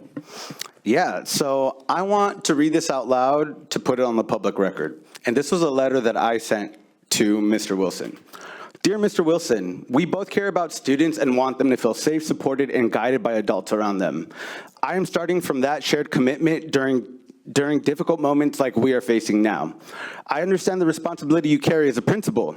Keeping students safe brings real pressure, and I respect the weight of that role. I hear from students who feel supported when adults listen, create space for leadership, and take their concerns seriously. I was born and raised in Watsonville. My family history includes the farm worker strikes, the cannery strikes, and the student walkouts of the 90s. That history shapes how I understand that student expression today. When students organize, they are seeking visibility beyond campus. Many were trying to say they are scared and want to protect their community. When I raised concerns about the possibility of vehicles being towed, I did so from lived experience. I drove a family vehicle as a student. Losing access to transportation affects work, school attendance, and daily functioning of a household. That perspective guided my response. I want to share something personal. I have family who attend Pajaro Valley High School and participate in sports, band, and theater. When they learned about the letter, they felt disappointed and asked whether I would still be able to attend their events and their graduation. That question stayed with me, since adult decisions carry real impact for students and families. We both used words in the moment that did not move the situation forward, and I take full responsibility for my part. We owe students better during moments of tension. I want to acknowledge a personal connection as well. You actually coach my sister Savvy in softball. She has spoken with me about feeling supported through your mentorship, and I appreciate that. And I see that capacity in you, and I wish that situation had reflected the same care to the students who wanted to walk out that day. I believe a mediated conversation would help us reset and focus on how adults work together in support of students. My intention is dialogue, repair, and improvement. Thank you for considering, and I am open to finding that time that works. That was my response. It was a heated day. I was hearing things from students, and I just wanted a clear answer. And I've said this many times before up here on the dais. The superintendent doesn't communicate with me. I called her first to ask if she could ask if that statement was stated to students, because I don't know if it's true or not. All I know is that students were scared that their vehicle was going to be towed away. That's where I came from. So let me go into a few other things, rebuttals, I would say. The district is framing this stay-away action around student safety. If safety was truly the priority, there had been a structured plan in place before January 30th. Students were openly organizing in advance. That was known.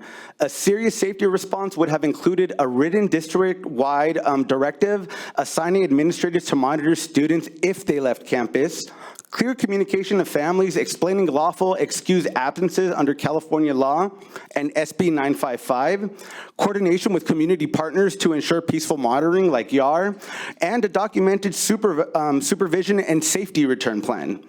Instead, students were told they would be issued consequences and there will be repercussions for their behavior. This is deterrence language, not safety planning. The Brown Berets were present and helped stabilize the situation. Had they not been there, which district employee was assigned to ensure students were protected from confrontation or harassment that they were experiencing while even walking over there from people? If no such administrator was assigned, then student safety was not operationalized. It is being cited after the fact to justify discipline. When ICE presence in Watsonville created fear in immigrant and mixed status families, and soon after the shooting of Alex Preddy intensified, trauma in the community, students at Watsonville High School organized to rally against ICE and injustice. That was an emotionally charged moment involving immigrant enforcement, grief, and public tension. Watsonville school administrators did not threaten consequences. They did not escalate discipline. They worked alongside students.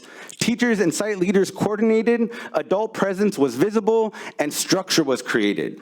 Safety and student voice were managed together. At PV High School, by contrast, warnings of consequences were issued. No clear safety escort plan had been presented. No evidence of coordinated monitoring had been shown. If safety was achievable at Watsonville High through collaboration, then the issue at PV High School was no student protest. It was leadership's response.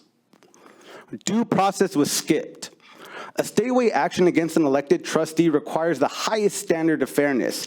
Basic due process includes written notice of allegations, opportunity to provide a statement, interview all involved parties, written findings, attempted mediation. None of those steps occurred. I was not contacted, I was not interviewed, no investigation was shared, no mediation was offered. If my conduct constituted immediate danger, action would have occurred that day. Law enforcement would have been involved. A formal safety complaint would have been documented immediately. That did not happen. Escalation occurred only after continued public advocacy. That sequence suggests retaliation, not safety management. Now, when another trustee donated funds tied to her board appointment, and those funds had to be returned after consultation Turley, point of order. with legal This counsel item is strictly involving about. former trustee We have a Kim point of order. DeSilva. Excuse me. Point of order. This item is strictly about the conduct of a trustee on that day. It has nothing to do with what he's about to talk about, and it has nothing to do with the procedures of a walkout. It's strictly about the conduct, and he is veering way off topic. And I'll continue. You've also exceeded No the time urgent that disciplinary Medina, time that trustee agenda Navarro on the had. agenda. No stay-away action was proposed. If legal consultation was required and money had to be submitted, this matter was serious. Yet urgency and discipline were absent. Advocacy for students trigger escalation. Governance concerns did not. That contrast shows unequal enforcement. If we were told that there was a conflict of interest and that money had to be paid back, why was that not on the agenda? Trustee Medina? And why was that Trustee not Medina? brought up to board policy to Trustee correct? Medina, that's not the item that's on the agenda. I'm keeping on going. We're just The witnessing more of the situation does behavior not- which brought us to this item. Pattern of limiting community. Recess, 5 minutes.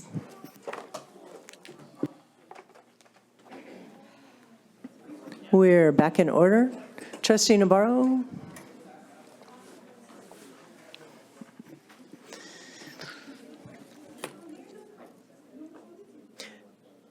So I'll close this with my comments. I didn't even get to finish mine. You let her ramble on for however long, and I didn't even get a chance to Did you get want to through. ramble on? How much more you got? So let me remind you of this, Trustee Turley. When I was trying to give feedback on ICE, you cut me off, you didn't cut her off. All right? Now you're cutting me off, you didn't cut her off. Okay? So I would ask for the same respect of not interrupting me while I'm going through my rebuttals, because there was no letter. I have nothing to go based off of. I'm on trial again by you guys. So let me get through my rebuttals. And the only reason you did that is because I had a point that you did not want to get across, because it was a Brown Act violation. So can I continue? Stay on topic. I've wrap been it on up. topic. So let me just finish before I was interrupted. Funds tied to her board appointment, and those funds had to be returned after consultation. That's not related. I am showing the double standard. It's- I'm trying to it's show you not the double related to standard the that item exists. This has been investigated, agenda. and it is a non-issue. So did we come to the public and tell them that you had a conflict of interest and had that money returned to you? It's not on the agenda. Okay, let me continue then. Let's talk about the pattern of community access at PV High School. This situation does not exist in isolation. Barrios Unidos and Milpa were active student-centered programs at PV High School. After advocacy around school conditions, those programs were removed from campus. A community member attempting to present on pesticide exposure in our agricultural region was not blocked. on the Wait up, I'm agenda. trying Point of to, I'm order. leading up to that. You guys aren't letting me Point of get to my order. point. Even after inviting Driscolls to participate, and despite their decision Point not of to order. attend, the This is event was off canceled. topic. Shortly after that controversy, the superintendent introduced a controversial issues policy. Which The also pattern- isn't on the agenda. Community voices raise uncomfortable issues. Access becomes restricted, policy tools are introduced, Isn't on the oversight agenda. tightens. Now after Want to finish on the agenda? Finish on the agenda. Now, Otherwise, we're after moving students on. protest immigration enforcement and human rights, and after advocate them, a stay-away action appears that follows the same pattern. When the previous trustee holding that seat publicly criticized and undermined our student trustee, no reprimand was issued, no agenda item was placed, no policy update regarding respectful conduct was introduced. Silence followed. Now when I advocate for students and raise concerns about retaliation and rights, discipline follows. The board did not act to protect the student trustee. The board now acts to restrict the trustee advocating for students. This is selective enforcement. California State Senate Bill 955 allows excused absences for civic engagement, with advance notice. That is totally true. But before January 30th was clear written guidance sent to families explaining lawful participation in both English and Spanish. That's not on Were the students agenda. informed how to submit proper notice? Were principals The direct agenda item relates to the interaction Were the between a principals directed trustee to a- and a staff member. rights rather than if families were not informed before the school day, students were placed in confusion. The district cannot communicate the law. Item relates to the interaction between a trustee and the staff member. What you're discussing is not on the agenda. I attempted to reach the principal. I attempted to reach the principal by phone. I attempted to reach the superintendent. I went to the office to ask one question, where students told their vehicles would be towed. The question was not answered. Instead, I was called names first, those that helmet attacks. The principal threatened to call the police. He walked away. If my presence posed a safety threat, immediate action would have taken that day. It was not. Escalation occurred only later. This is not about volume. This is about who is permitted to challenge authority without punishment. Another troubling pattern is the selective use of district legal counsel. When I raise criticism or advocate publicly, district counsel is invoked quickly. Item is not on Letters are the agenda. This is not on the agenda. The agenda item relates to the interaction between a trustee and a staff member. You're weaponizing our legal counsel. Legal language is deployed in ways that elevate minor disputes into formal disciplinary matters. Yet when other trustees face government concerns, including conflict of interest requiring legal consultation The item... and repayment of funds, those matters are handled quietly. We have a point of order. There is no We have a point of order. restriction. There is no public There legal is a frame. point of order. This is off topic, and it's just a deflection to avoid dealing with the issue at hand. All right. Okay, I'm gonna... Let me give my closing statement then. Since you're not gonna, I'll post this online so people could see my rebuttals. But colleagues, this vote is not about one interaction, it is about precedent. If you approve this stay away action without a complete investigation, without written findings, without mediation, and without equal application of standards across trustees, you establish a rule in the district. That rule becomes simple. A trustee who challenges administration can be restricted from campus, not after a court finding, not after a formal misconduct filing, but after criticism. That precedent affects every future trustee. It affects every student who relies on elected oversight. It affects every family in Pajaro and Watsonville who already feel vulnerable under federal immigration enforcement. We have already seen what safety looks like at Watsonville High School. When ICE presence created fear... We're off topic again. We are off topic again. This item relates to the interaction between a trustee and a staff member. Okay, let me ask a question about that. Superintendent Contreras, did you interview me about the incident?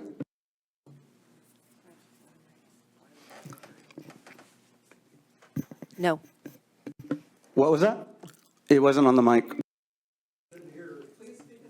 No. Thank you. All right, Superintendent, Santa Cruz County, which geographic area has the highest concentration of immigrant and mixed status families impacted? Also not on the agenda. I'm going to end this conversation. I'm going to make my very brief comments, and then I'm hoping somebody makes some kind of a motion. Okay, well, let me finish up. Again. Point of order, as the chair, she is allowed to end discussion, and that's what she is doing. And that is what I'm doing. You didn't play that role when you were president. So this is another question that I have. I'm ending this part of the conversation. I'm making my brief moments. We're moving on to motion. My very brief moments are every person in this room either has, is, or will be an employee. Every one of you either has had a boss or will have a boss. If your boss walked into your space, your workspace, or your boss's boss walked into your workspace while you're with other people you work with and screamed at you and told you you were going to be fired, called you names, what would you do? I'm not asking anybody to actually answer that question, just think about it. It's happened to me in my work life, and it's not a good thing, and I had an opportunity to sue the district, or not the district, my employer, and I chose not to at that time. But if an employee is treated in that way, that employee does have the right to sue the district, and I don't think we would fare well in this situation. And I do support mediation and people coming together and working on things. In this instance, in this moment, that's not likely to happen. My recommendation is that somebody make a motion for a 14-day stay away, and I'm hoping in this cool down period, calmer heads will prevail and maybe there will be some conversation. But until Until we're ready for that, that conversation may not happen. I'd like to hear a recommendation for a 14-day stay away from Pajaro Valley Unified. I think I saw Trustee Flores' hand up first. I'd like to make a motion to recommend a 14-day stay away of Trustee Medina at Pajaro Valley High School. Is there a second? I will second. This is not for the whole year. It's 14 days. All those in favor signify by saying aye. Actually, let's do a roll call. Ms. Renteria.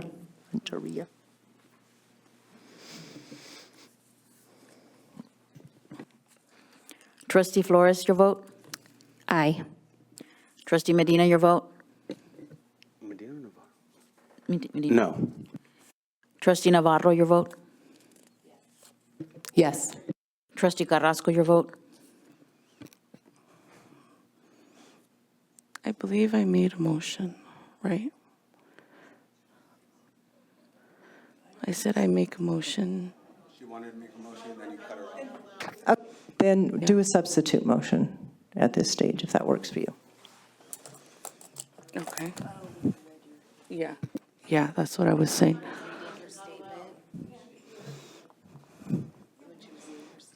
Okay. Yeah. Okay. Okay. That was a while back. All right, make your motion then. I'd like to make a motion to include a restorative justice piece to this.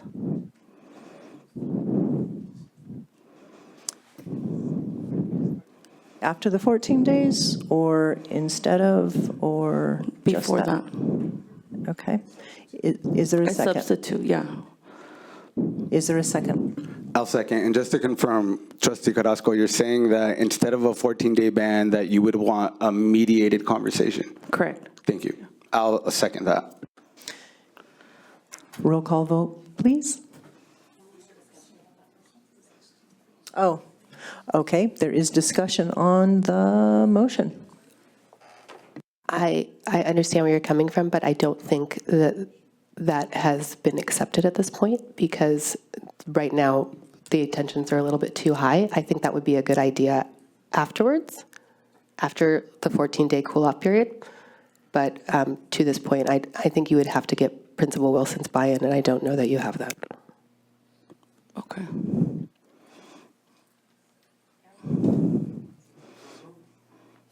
I also would like to add that, having been on the other end of Trustee Medina, just even the thought of having to go and sit in mediation just sends me into anxiety. I start to have a panic attack, and I would never want to subject anyone else to that if they're not up to that.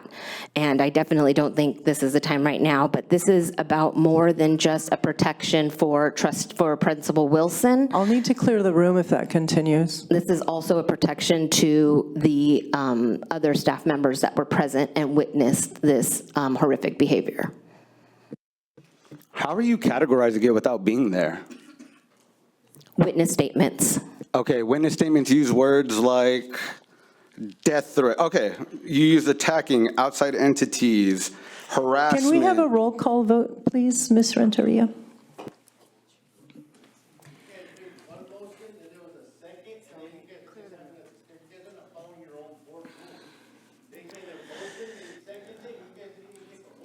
If you wouldn't have spoken up, we were just about to If you would vote. stop, we would do that. Right. The most recent one.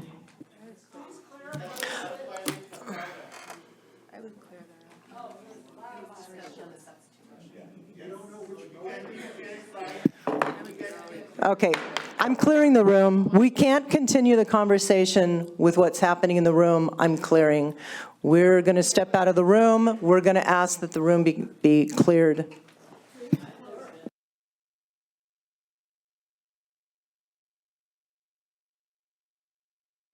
Five-minute recess while we're being cleared.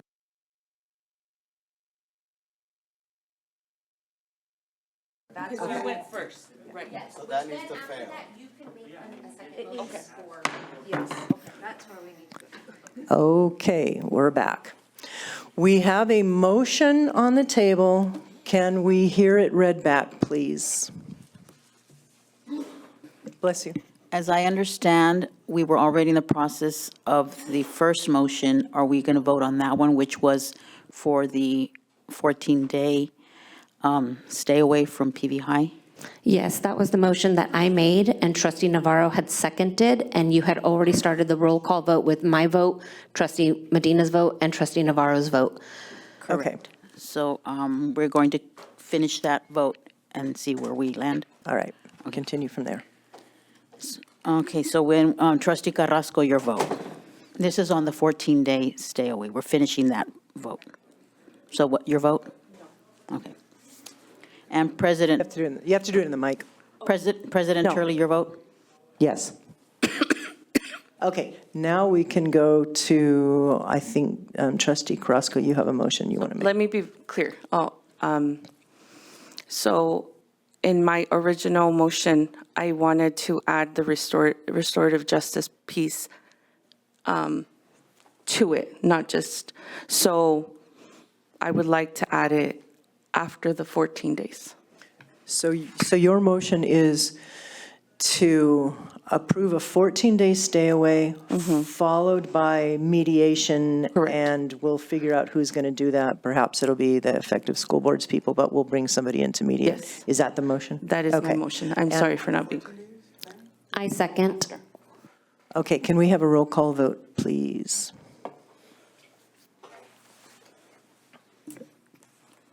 Trustee Flores, your vote? Yes.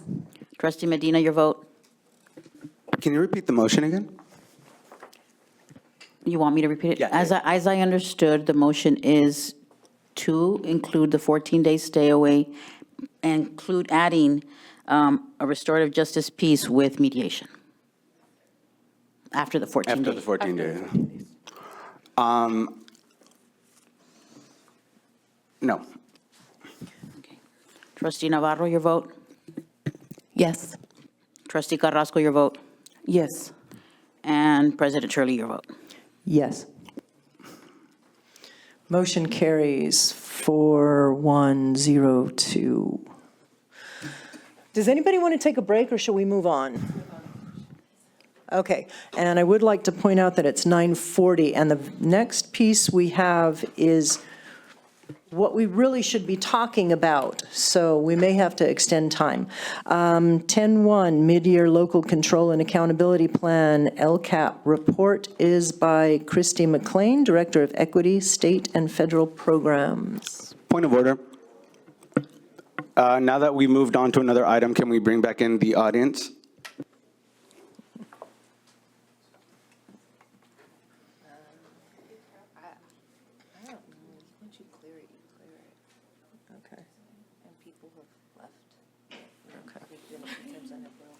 Oh, let's get you a live mic. Yeah, we're gonna continue on. So just to be clear, you do not want to bring people back in so they can ask questions about the LCAP? We've given people opportunity, and we had a hard time moving on, so we're continuing with this item.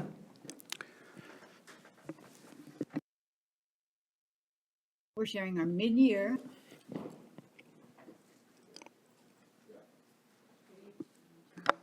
Point of order really quick, sorry.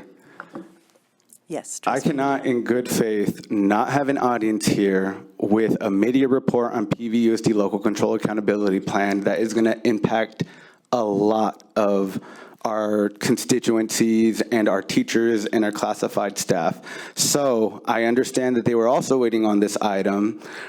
I would like to make a motion to rescind the former decision in order to have the audience participate. We have one speaker on this item, and it's Marilyn. I like Marilyn. I want to hear her. We like Marilyn as well. Okay, we're going to continue on. Sorry, Ms. McLean. Continue. Good evening, President Turley, Superintendent Contreras, and board trustees. My name is Chrissy McLean. I am the Director of Equity, Federal and State Programs. Tonight, I am honored to share the mid-year report on PVUSD's Local Control Accountability Plan, the LCAP. And Ms. McLean, before you go on, I'd like to note that it is your birthday. And yes, so a very happy birthday to you, and thank you so much for spending your birthday with us. My pleasure. It's only a Wednesday, so it's okay. Pursuant to Education Code Sections 52060 and 52062, local educational agencies are required to adopt and monitor implementation of the Local Control and Accountability Plan and annually report on progress toward meeting identified goals and actions. As part of this continuous improvement process, the district provides a mid-year update to the Board of Education to report on implementation status and progress to date. Tonight, what we have for you is actually a prepared video that we will be playing, as there are multiple members of the teaching and learning team that contribute to this report. So before the video gets played, please know that the slides that the video will be presenting are attached to the item, as well as the large document, the mid-year report, and those are accessible for the public just as they have been since last Friday.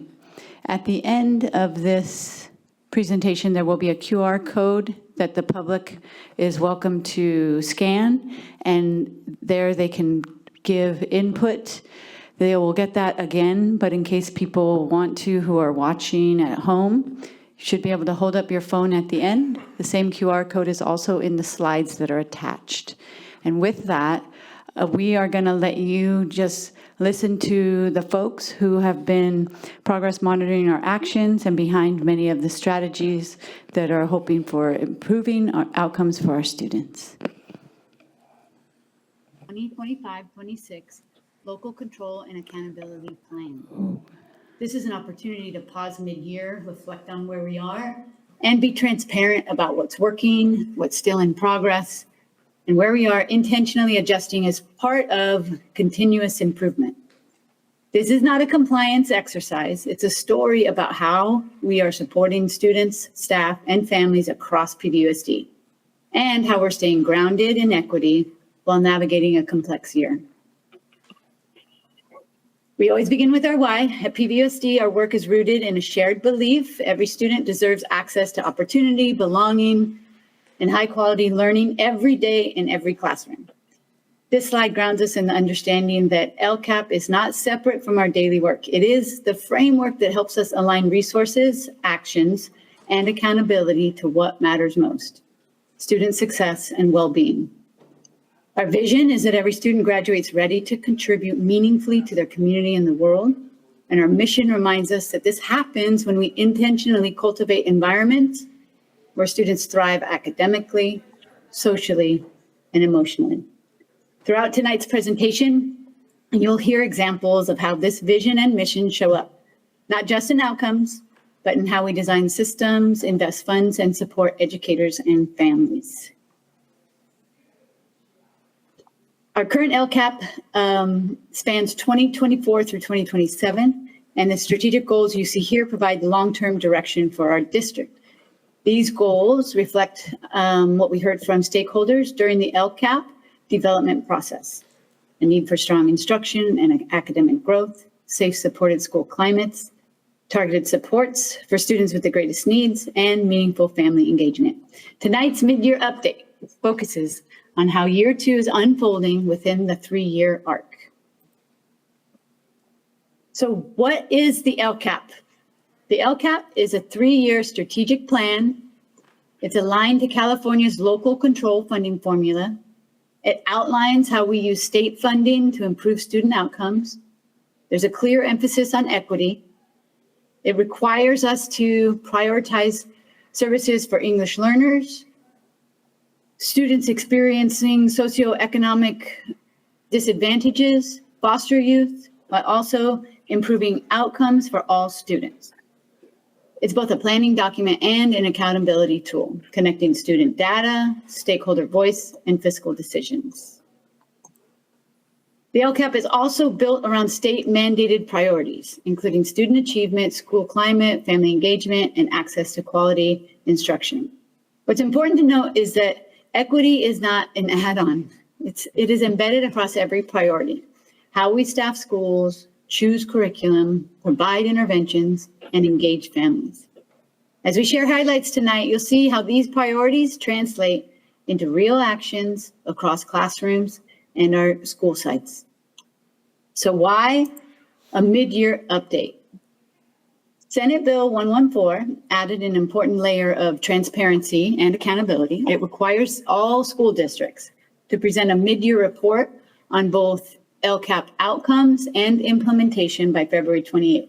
This mid-year moment matters because it allows us to share early indicators of progress, identify areas still in development, and adjust intentionally, the most important part, rather than waiting until year's end. It reinforces that the LCAP is a living plan, a living document, not a static document. Where we are in the LCAP cycle. This LCAP was built during the 23-24 school year, and we are now midway through year 2 of implementation. Later this year, in the next school year, we will begin engaging stakeholders to develop the next 3-year LCAP. Input from families, staff, students, labor partners, community organizations, all of these folks will continue to shape where we deepen, refine, or redesign actions moving forward. Continuous improvement in action. At the district level, the LCAP right now, today, the LCAP is not something that we revisit once a year. The teaching and learning team meets multiple times each month with the LCAP progress and data as standing agenda items. We look at implementation, we look at outcomes together, and we use stakeholder feedback to inform next steps as we all within sites and working with families and working with students. This cycle of reflection, action, and adjustment is central to how we move from planning to impact. So one important context for this year is that when PVUSD adopted the LCAP budget in the summertime, the state budget was not yet finalized. As a result, additional funds became available after adoption, which impacts the budget overview for parents. That's what this slide is about. It's a reflection of the change in those numbers from the original LCAP that was approved. Tonight's update reflects where we are mid-year, acknowledging both the opportunities these funds create and careful planning required to ensure that alignment, sustainability, and transparency. So these buckets represent the different stages of implementation and outcomes. So we organize the outcomes in unknown, and if there is a known mid-year outcome, we will have it in some of the data that's shared and throughout the LCAP. Most of the outcomes that are known are going to be data that come from the California dashboard, as those are the main metrics in the LCAP. Also, you'll see that there are some measurements when we're looking at expenditures and implementation that are not started, some that are in progress, and some that are fully implemented. So it's important to know that some things that maybe not started, they might be actions that are scheduled for later in the school year. They depend on hiring or contracting timelines. Some of the outcomes we don't know might be things that occur in the end of the year as well. These unknowns could also be, or not started, could be aligned to specific windows, such as summer implementation. Things that are in progress, most of the LCAP actions fall in this category: actively being delivered services, staff that are being trained, or just implementation occurring across all sites. And at the middle of the year, this is where we expect the majority of the work to be. Some will be completed, and those could have occurred early in the year or even last year. They could have been one-time investments or had clear deliverables. All of these actions allow us to reflect on effectiveness and inform future planning. And it's important to know that also the expenditure updates for these actions are aligned with the first interim budget, ensuring consistency between instructional implementation and the fiscal reporting. So these two slides together remind us that mid-year is about monitoring and adjusting, not final judgments. With that context, we'll now move into the meat of the presentation. There are some goal-specific highlights, beginning with areas where we've seen early impact and clear next steps. So with that foundation, we'll now move into mid-year metrics, beginning with Goal 1. Goal 1, this is our goal that is primarily focusing on academic and college and career readiness. PVUSD is committed to providing a high-quality educational program that focuses on raising the overall academic achievement for all students. PVUSD prioritizes college and career readiness, equipping students with the knowledge, skills, and experiences necessary to succeed in post-secondary education and the workforce. In regards to Goal 1 and English Language Arts, students in the Pajaro Valley Unified School District have shown growth in the past 2 years, according to the Academic Performance Indicator on the California School Dashboard. PVUSD has provided supplemental staffing, instructional materials, resources, and professional development in support of this goal.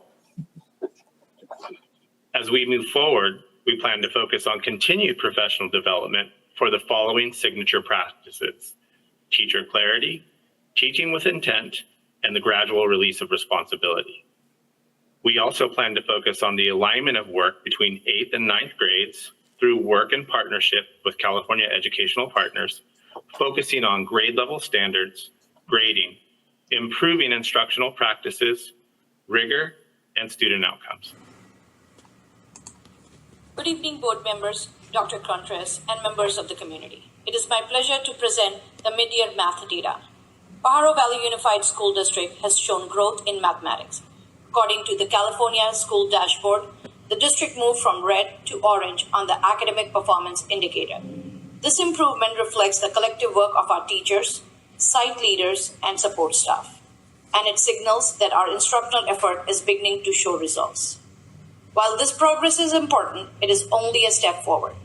Our next phase of work focuses on increasing and sustaining this growth through targeted and intentional actions. First, we will continue professional development centered on signature practices for teaching with intent and clarity, ensuring high-quality instruction in every math classroom.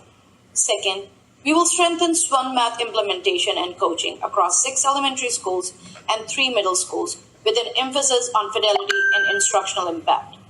Third, through our partnership with California education partners, we will align 8th and 9th grade math by focusing on grade level standards, grading practices, and instructional coherence. Lastly, we will continue to provide just-in-time targeted academic support for our at-promise students, ensuring improved instruction translates directly into stronger student learning outcomes. Thank you. And now we're on to LCAP Goal 2, centering around culture and climate. PVUSD is committed to fostering a collaborative, improvement-driven culture that prioritizes the creation of engaging, relevant, and rigorous learning environments through the cultivation of effective school site systems, programs, and practices. We strive to nurture positive and safe school climates conducive to student academic growth, emotional resilience, and overall wellness. Our aim is to instill attitudes of empathy, respect, and acceptance within the PVUSD community, ensuring that every student thrives and reaches their full potential. Additionally, we prioritize family engagement, fostering strong partnerships between schools and families to support students' success and development. Good evening. I'd like to share a brief update on our suspension data and the strategies we're implementing to strengthen school climate and keep students engaged in learning across PVUSD. Our baseline suspension rate, as reported on the dashboard, was 4.9% of students receiving at least one suspension. In year one, we saw a very small increase to 5.1%, and that prompted us to take a closer look at our practices and focus more intentionally on prevention and supports. By mid-year, we reduced the rate to 4.6%, moving back below our baseline. And I'm pleased to share that as of the end of December 2025, our current district-wide suspension rate is just over 2%, significantly below both our baseline and our target. This progress reflects a strong system-wide effort. We've prioritized restorative practices, social emotional supports, and positive behavior strategies that keep students connected to school rather than removing them from learning.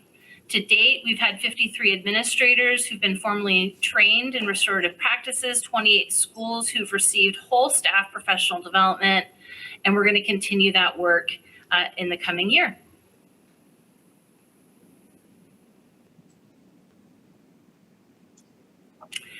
Looking now at attendance, that still, of course, remains a key priority because we know that when students are in school consistently, they have greater access to academics, relationships, and the support that helps them succeed.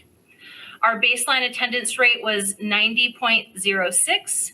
In year one, we saw an increase up to 91.7, and at mid-year, our attendance has continuing to raise to 92.5%, and that's an overall 0.85 increase from last year.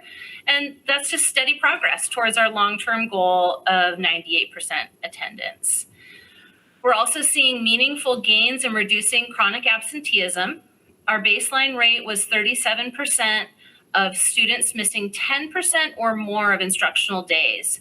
That dropped to 25.6 in year one, and at mid-year, it has decreased even further to 21.63%, which is nearly a 4% reduction. These improvements reflect the intentional work happening across our schools to remove barriers and to support our families. As next steps, we'll continue strengthening our MTSS Tier 1 attendance strategies to promote strong habits for all students while providing targeted support for those who need more help.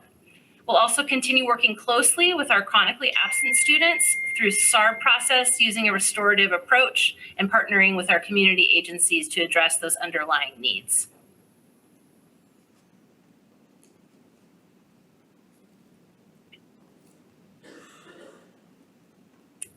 You're on mute, Chrissy. And now we're on to LCAP Goal 3, supporting foster youth. PVUSD will provide intervention and support to adequately address the needs of foster students to ensure their educational experience limits disruption, facilitates learning, and promotes academic and social emotional success. Thank you. So with our foster youth in mind and Goal 3, an inclusive school environment, we're monitoring the percentage of foster youth receiving at least one suspension as reported on the dashboard. Our baseline suspension rate was 17%, while we did see an increase in year one to 26%. We focused our efforts around inclusive practices, targeted intervention, and restorative supports that have led that steady improvement. At the mid-year update, the decline went to 20% with a long-term goal of 15% by the end of this school year. But really excitingly, we're excited to share that by the end of December 2025, our suspension rate for foster youth dropped to just slightly below 3%, so 2.86%. This far exceeds our target by more than 12 percentage points and represents a significant and meaningful achievement. This progress is directly connected to our investment in professional learning.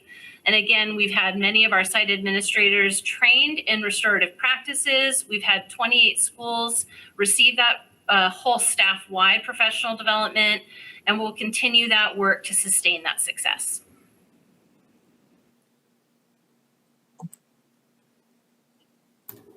And for LCAP Goal 4, special education supports, in order to address state priorities for students with disabilities, which include English language arts and math proficiency, least restrictive environment targets, suspension rates, and graduation rates, PVUSD will provide training in high-quality curricular programs, coaching to create multi-tiered systems of support, including all academic, social, emotional, and behavior areas, and a comprehensive graduation pathway plan for students with disabilities. Good evening. In Goal 4, I want to highlight our graduation data for students with disabilities and the strategies we're using to improve outcomes. Over the last several years, we've seen steady and meaningful growth in graduation rates. These gains reflect intentional efforts to remove barriers and create more accessible pathways to graduation. One key strategy has been the implementation of an alternative pathway to a diploma, which began in the 24-25 school year. This pathway provides students with disabilities an option that maintains high expectations while allowing for flexibility in how graduation requirements are met. Early results from this strategy are promising. In its first year, we saw a result of 11 students with extensive support needs and cognitive disabilities from the comprehensive sites graduate with a diploma that would not have had the opportunity the year before. These outcomes demonstrate that when we align supports with student needs and provide appropriate pathways, students are able to successfully complete high school with a diploma. Our next steps, we will continue implementing the alternative pathway to diploma, strengthen curriculum implementation, and provide focused training for site staff to ensure consistent, effective supports for students with disabilities.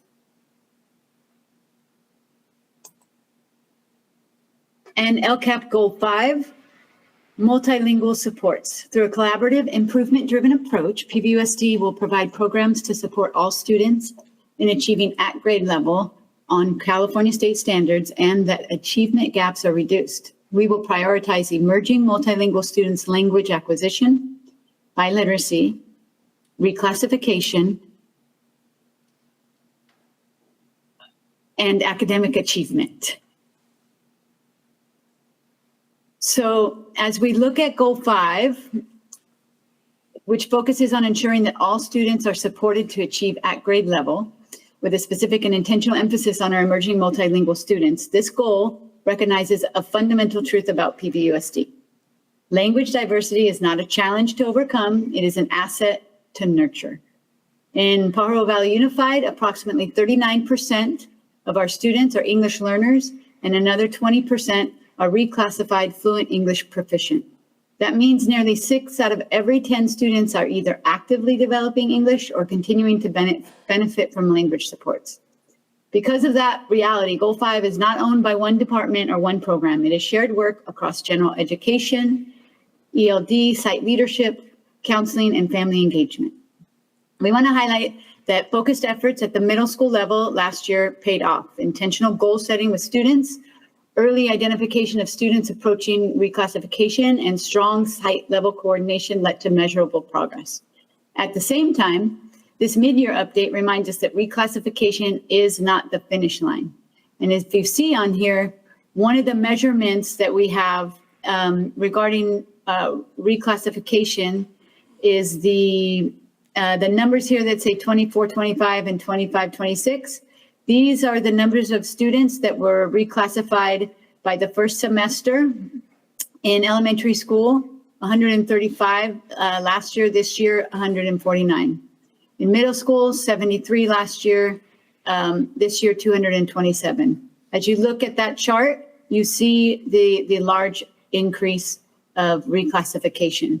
And at the same time, some of our efforts are showing that in English language arts performance, the last year, English learners were in the red indicator of the California dashboard, and Michael Berman presented some of that information last month, and that was a 1.4 increase.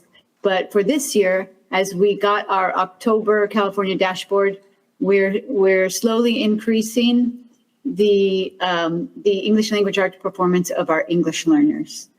So our next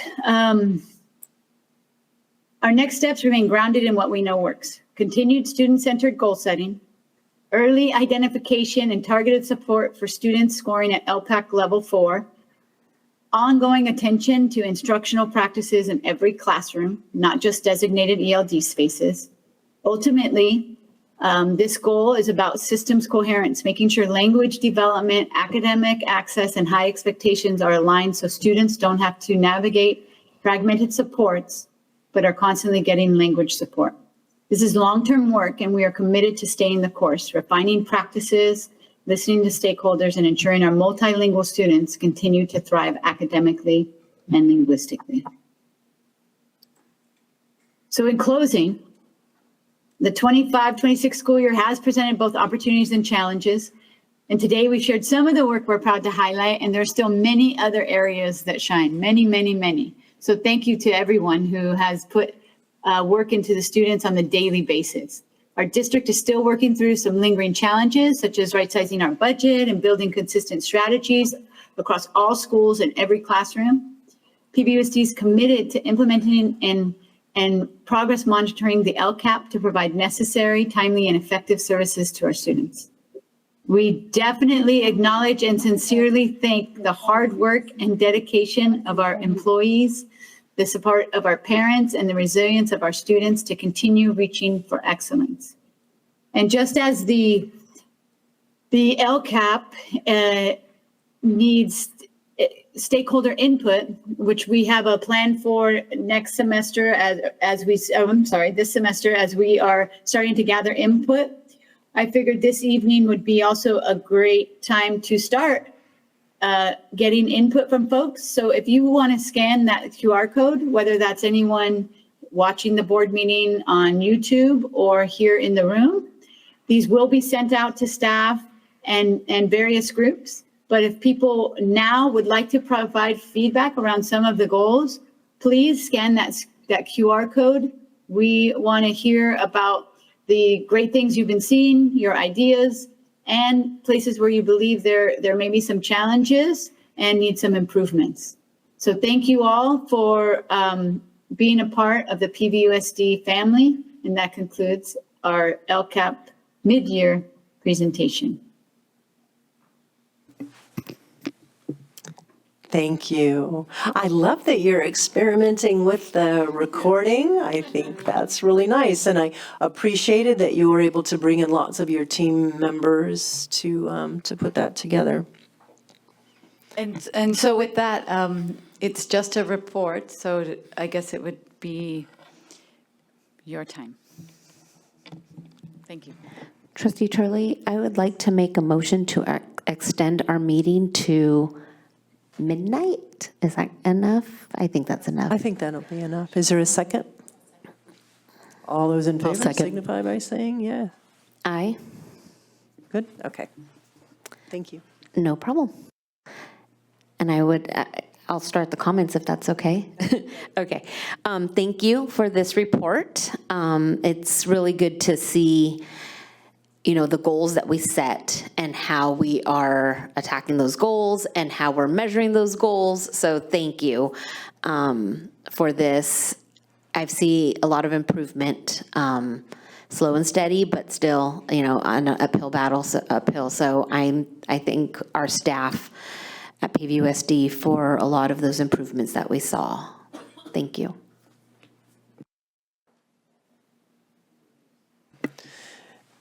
Trustee Navarro? First of all, happy birthday. And thank you for this presentation. It's nice to see that we're making some significant strides with our suspension rate and some of the other metrics with our foster youth. I have a couple of questions. Who comes up with our goals?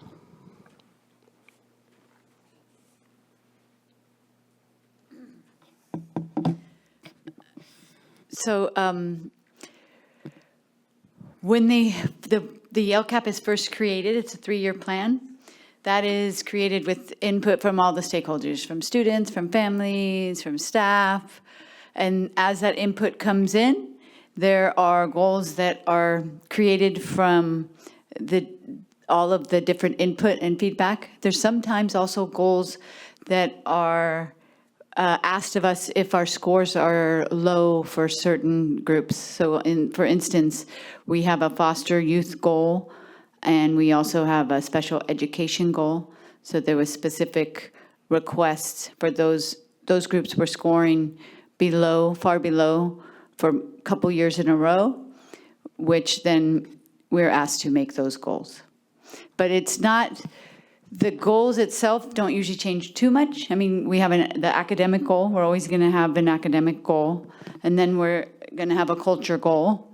And then within the LCAP, and I don't know if you remember from the summertime, there's strategies and actions listed within each goal. Quite similar to the school sites have their school plans that have 4 goals and then listed strategies that are, our actions are what we are going to do to ensure we improve those outcomes. So the reason I ask it, and this is 100% not you, I don't think these goals are very aggressive. The goal of moving 90 points below standard instead of 100 points below standard in a year, to me, is a little too slow. Is there anything that we can do? I mean, I guess my question is it our goal as a board to come up with these goals and to make them a little bit more reasonable? Because it seems like, going from like an 89 to a 90%, a 1% difference maybe is significant, but when you're going from like a 30% to a 31%, it's not as meaningful. I'll let you speak to it. Okay. So on those goals that would like moving from the points to below standard are actually set by the measure of the state of California. So the state of California's dashboard goals are a growth model, and the state of California determines what is adequate growth and what moves us from one color to another. So those are set by them and not by us. And it is hard to determine even what makes that movement as per the CASP test, but it is measured by the CASP test. So, and then for some of the actions, the measurements, it's we're creating them. It's just sort of being realistic. Like if I was deciding I wanted to lose 50 pounds, I'm not going to say, okay, next week I'm going to lose 50 pounds. I might say I'm going to lose 3 pounds a month or something. I will reiterate that Chrissy is right. And we've talked about that. Like Chrissy said, we have our meetings once a week and we're looking at data regularly just recently. And coming up at our next board meeting, we'll be analyzing some of our benchmark data where we'll show you some of our SWON benchmark data in math and some of our DIBELS data for reading. And we're seeing small gains, small percentage gains. And it is actually something to celebrate because when you are coming from a place that's low, it is hard to move that. And so small percentages are actually points of celebration. Our change isn't going to grow in big leaps and bounds. It's going to grow incrementally, and that will be points of celebration. It's going to take us a few years to get to where we want to be. No, I hear that and I respect that. I just, for the kids that are in our district at this rate, they're going to all be in college by the time that we're getting anywhere near being where we should be.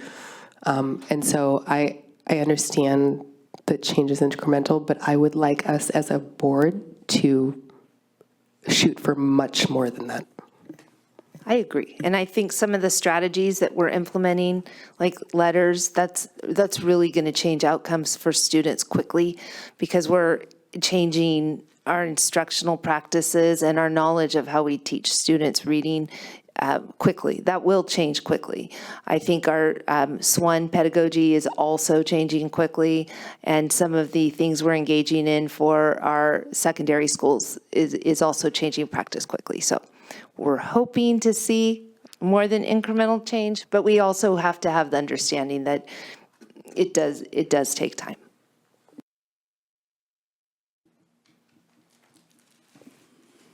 Trustee Carrasco?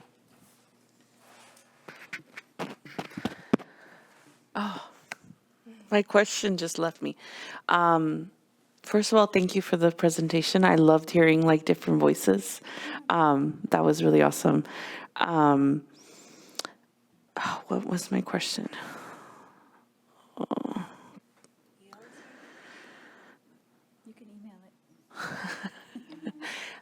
Come back to me. Maybe it'll come back to me. Trustee Turley. I'm so proud of the work that the district has done. You know, yes, there's a long way to go, but we had been going not in the best direction. And just to see this progress is just great. So thank you for bringing this report, and thank you to all of the teachers and support staff who have affected this. I remember my question. So one of the things that I've noticed as I'm in the community speaking to people about certain things and the positive things in our district, one of the things that parents and students always say is, well, why didn't you tell us? Or why didn't we know about this? So one thing that I think would be amazing is to be able to get this data and make it into like a pie graph or something very simple that we could share online, and we could share with parents and say, look, this is the update on how we're doing. You know, thank you to our teachers.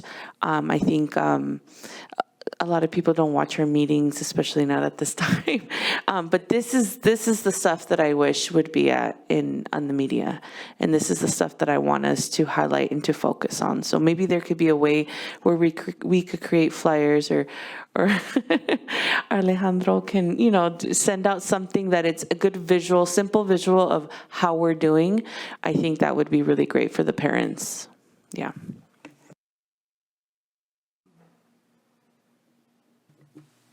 Awesome. Thank you. One last thing, I did fail to introduce the other voices on the video.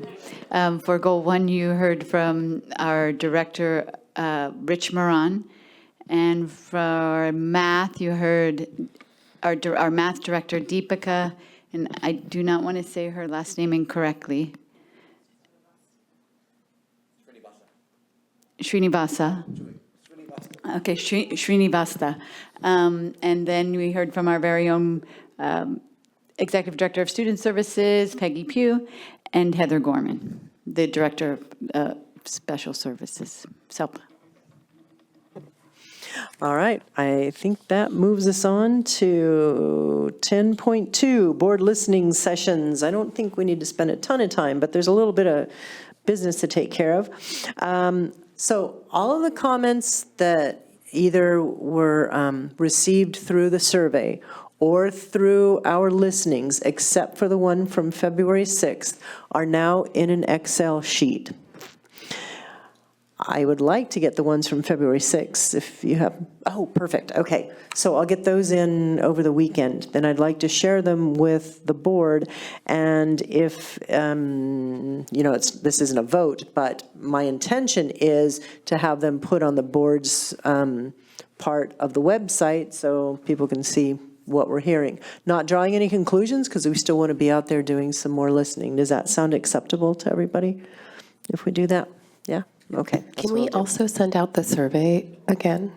I would love to send out the survey again. We should try to get media to post it, and we should all put it on our own personal places where we post things. So we also have one more coming up on February 18. And I'd really, you know, we kept talking about doing a virtual Spanish and a virtual English, and I would really like to get those scheduled. For the Spanish one, we can likely get translation if we're having a hard time getting those of us who speak Spanish to participate in doing those. Anybody have any feeling? My only question is about the timing. Well, the timing can be whatever 2 or 3 of us can do. I'm just wondering if maybe over the weekend would be better, like absolutely a Sunday afternoon. Sunday afternoon? I feel like that would be the time that the majority of the community would be available. Well, that sounds great. Which Sunday? Yeah, this Sunday is too soon. I think we have to have time to kind of tell people we're doing it. 15th, that'd be this. The 22nd, I think, is safe. I don't think that's a 3-day weekend. Would that?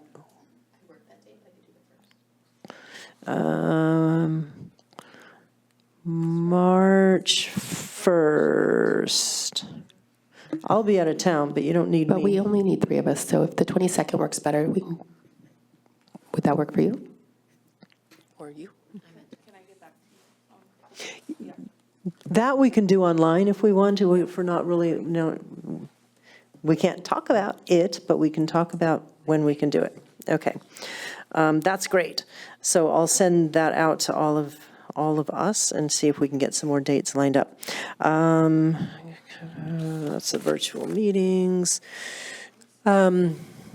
We do have some additional 2-day trainings that members of the public can participate in, and I hope that people do. And I believe the best course of action, if somebody wants to do that, is to contact Ms. Renteria, right? Okay. You could also contact one of us, and we will forward that information so that we can get you lined up for those. The people who have attended them, and we attended them as a group, have found them very useful, I think. Eva, you can send a flyer to all of us on that. That would be another useful thing to post out there in the community when these listening sessions or when these training sessions are. Yeah, Joy had suggested, and I didn't get that to happen, that we have flyers to hand out to people who come to our meetings. They're sitting here kind of captive. Okay, anything else anybody wants to talk about related to effective school boards listening sessions? Oh, so we'll talk about that for just a minute when we get to 10.3. Okay, moving on to 10.3. Wow, we might get out of here by 11. Discussion of addition of special board meetings or study sessions, whatever seems appropriate for that particular item. Report will be, presented by me. The agenda setting committee reviewed everything that people said here, things that we received from some trustees before and after. What we've come up with is in March, we're going to have a budget report. Sometime not long after that, we'll have I've been referring to it as a call to action. So we get together, we talk about the state's budget, what's likely to come out of it, lots of promises, but I don't know if there's much cash. So talk about how we might engage our community to contact electeds and try to get some movement. And then the Goals and Guardrails Workshop, which is scheduled for March 28th, and I'm hoping to get confirmation from each of you that you plan on being there. We don't have a location, but I'm sure we'll figure that out.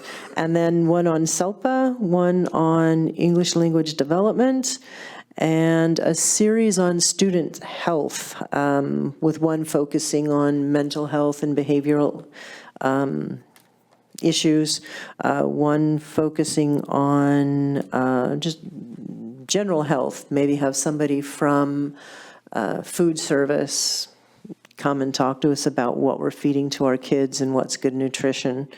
And maybe we could even roll into that one a discussion about the club food sales and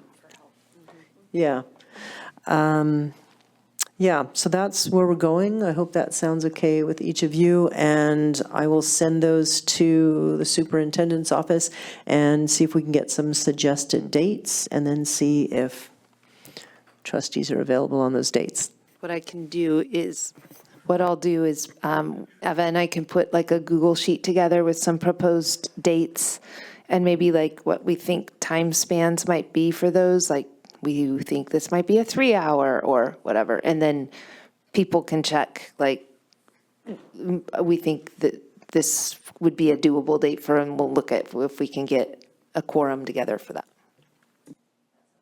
That sounds great. Any comments on this item? No cards? Okay. That moves us to consent. I just had one comment. Okay. How many of these are we planning on doing a month? Is it going to be more than one? No. Okay. They would. The thought is that they would be scattered throughout the year. Yeah, that would be too much. Okay, 11, consent. Would anybody like to make a motion to approve the consent agenda? I'll make a motion to approve the consent agenda. Is there a second? I'll second. All those in favor signify by saying aye. Looks like 4002. And nothing in deferred. And, yep. 2 absent. Did I not get enough zeros before I got to the 2? Trustee Medina left, so. 1, 2, 3, 4. Four Be is 3. Got it. Thank you.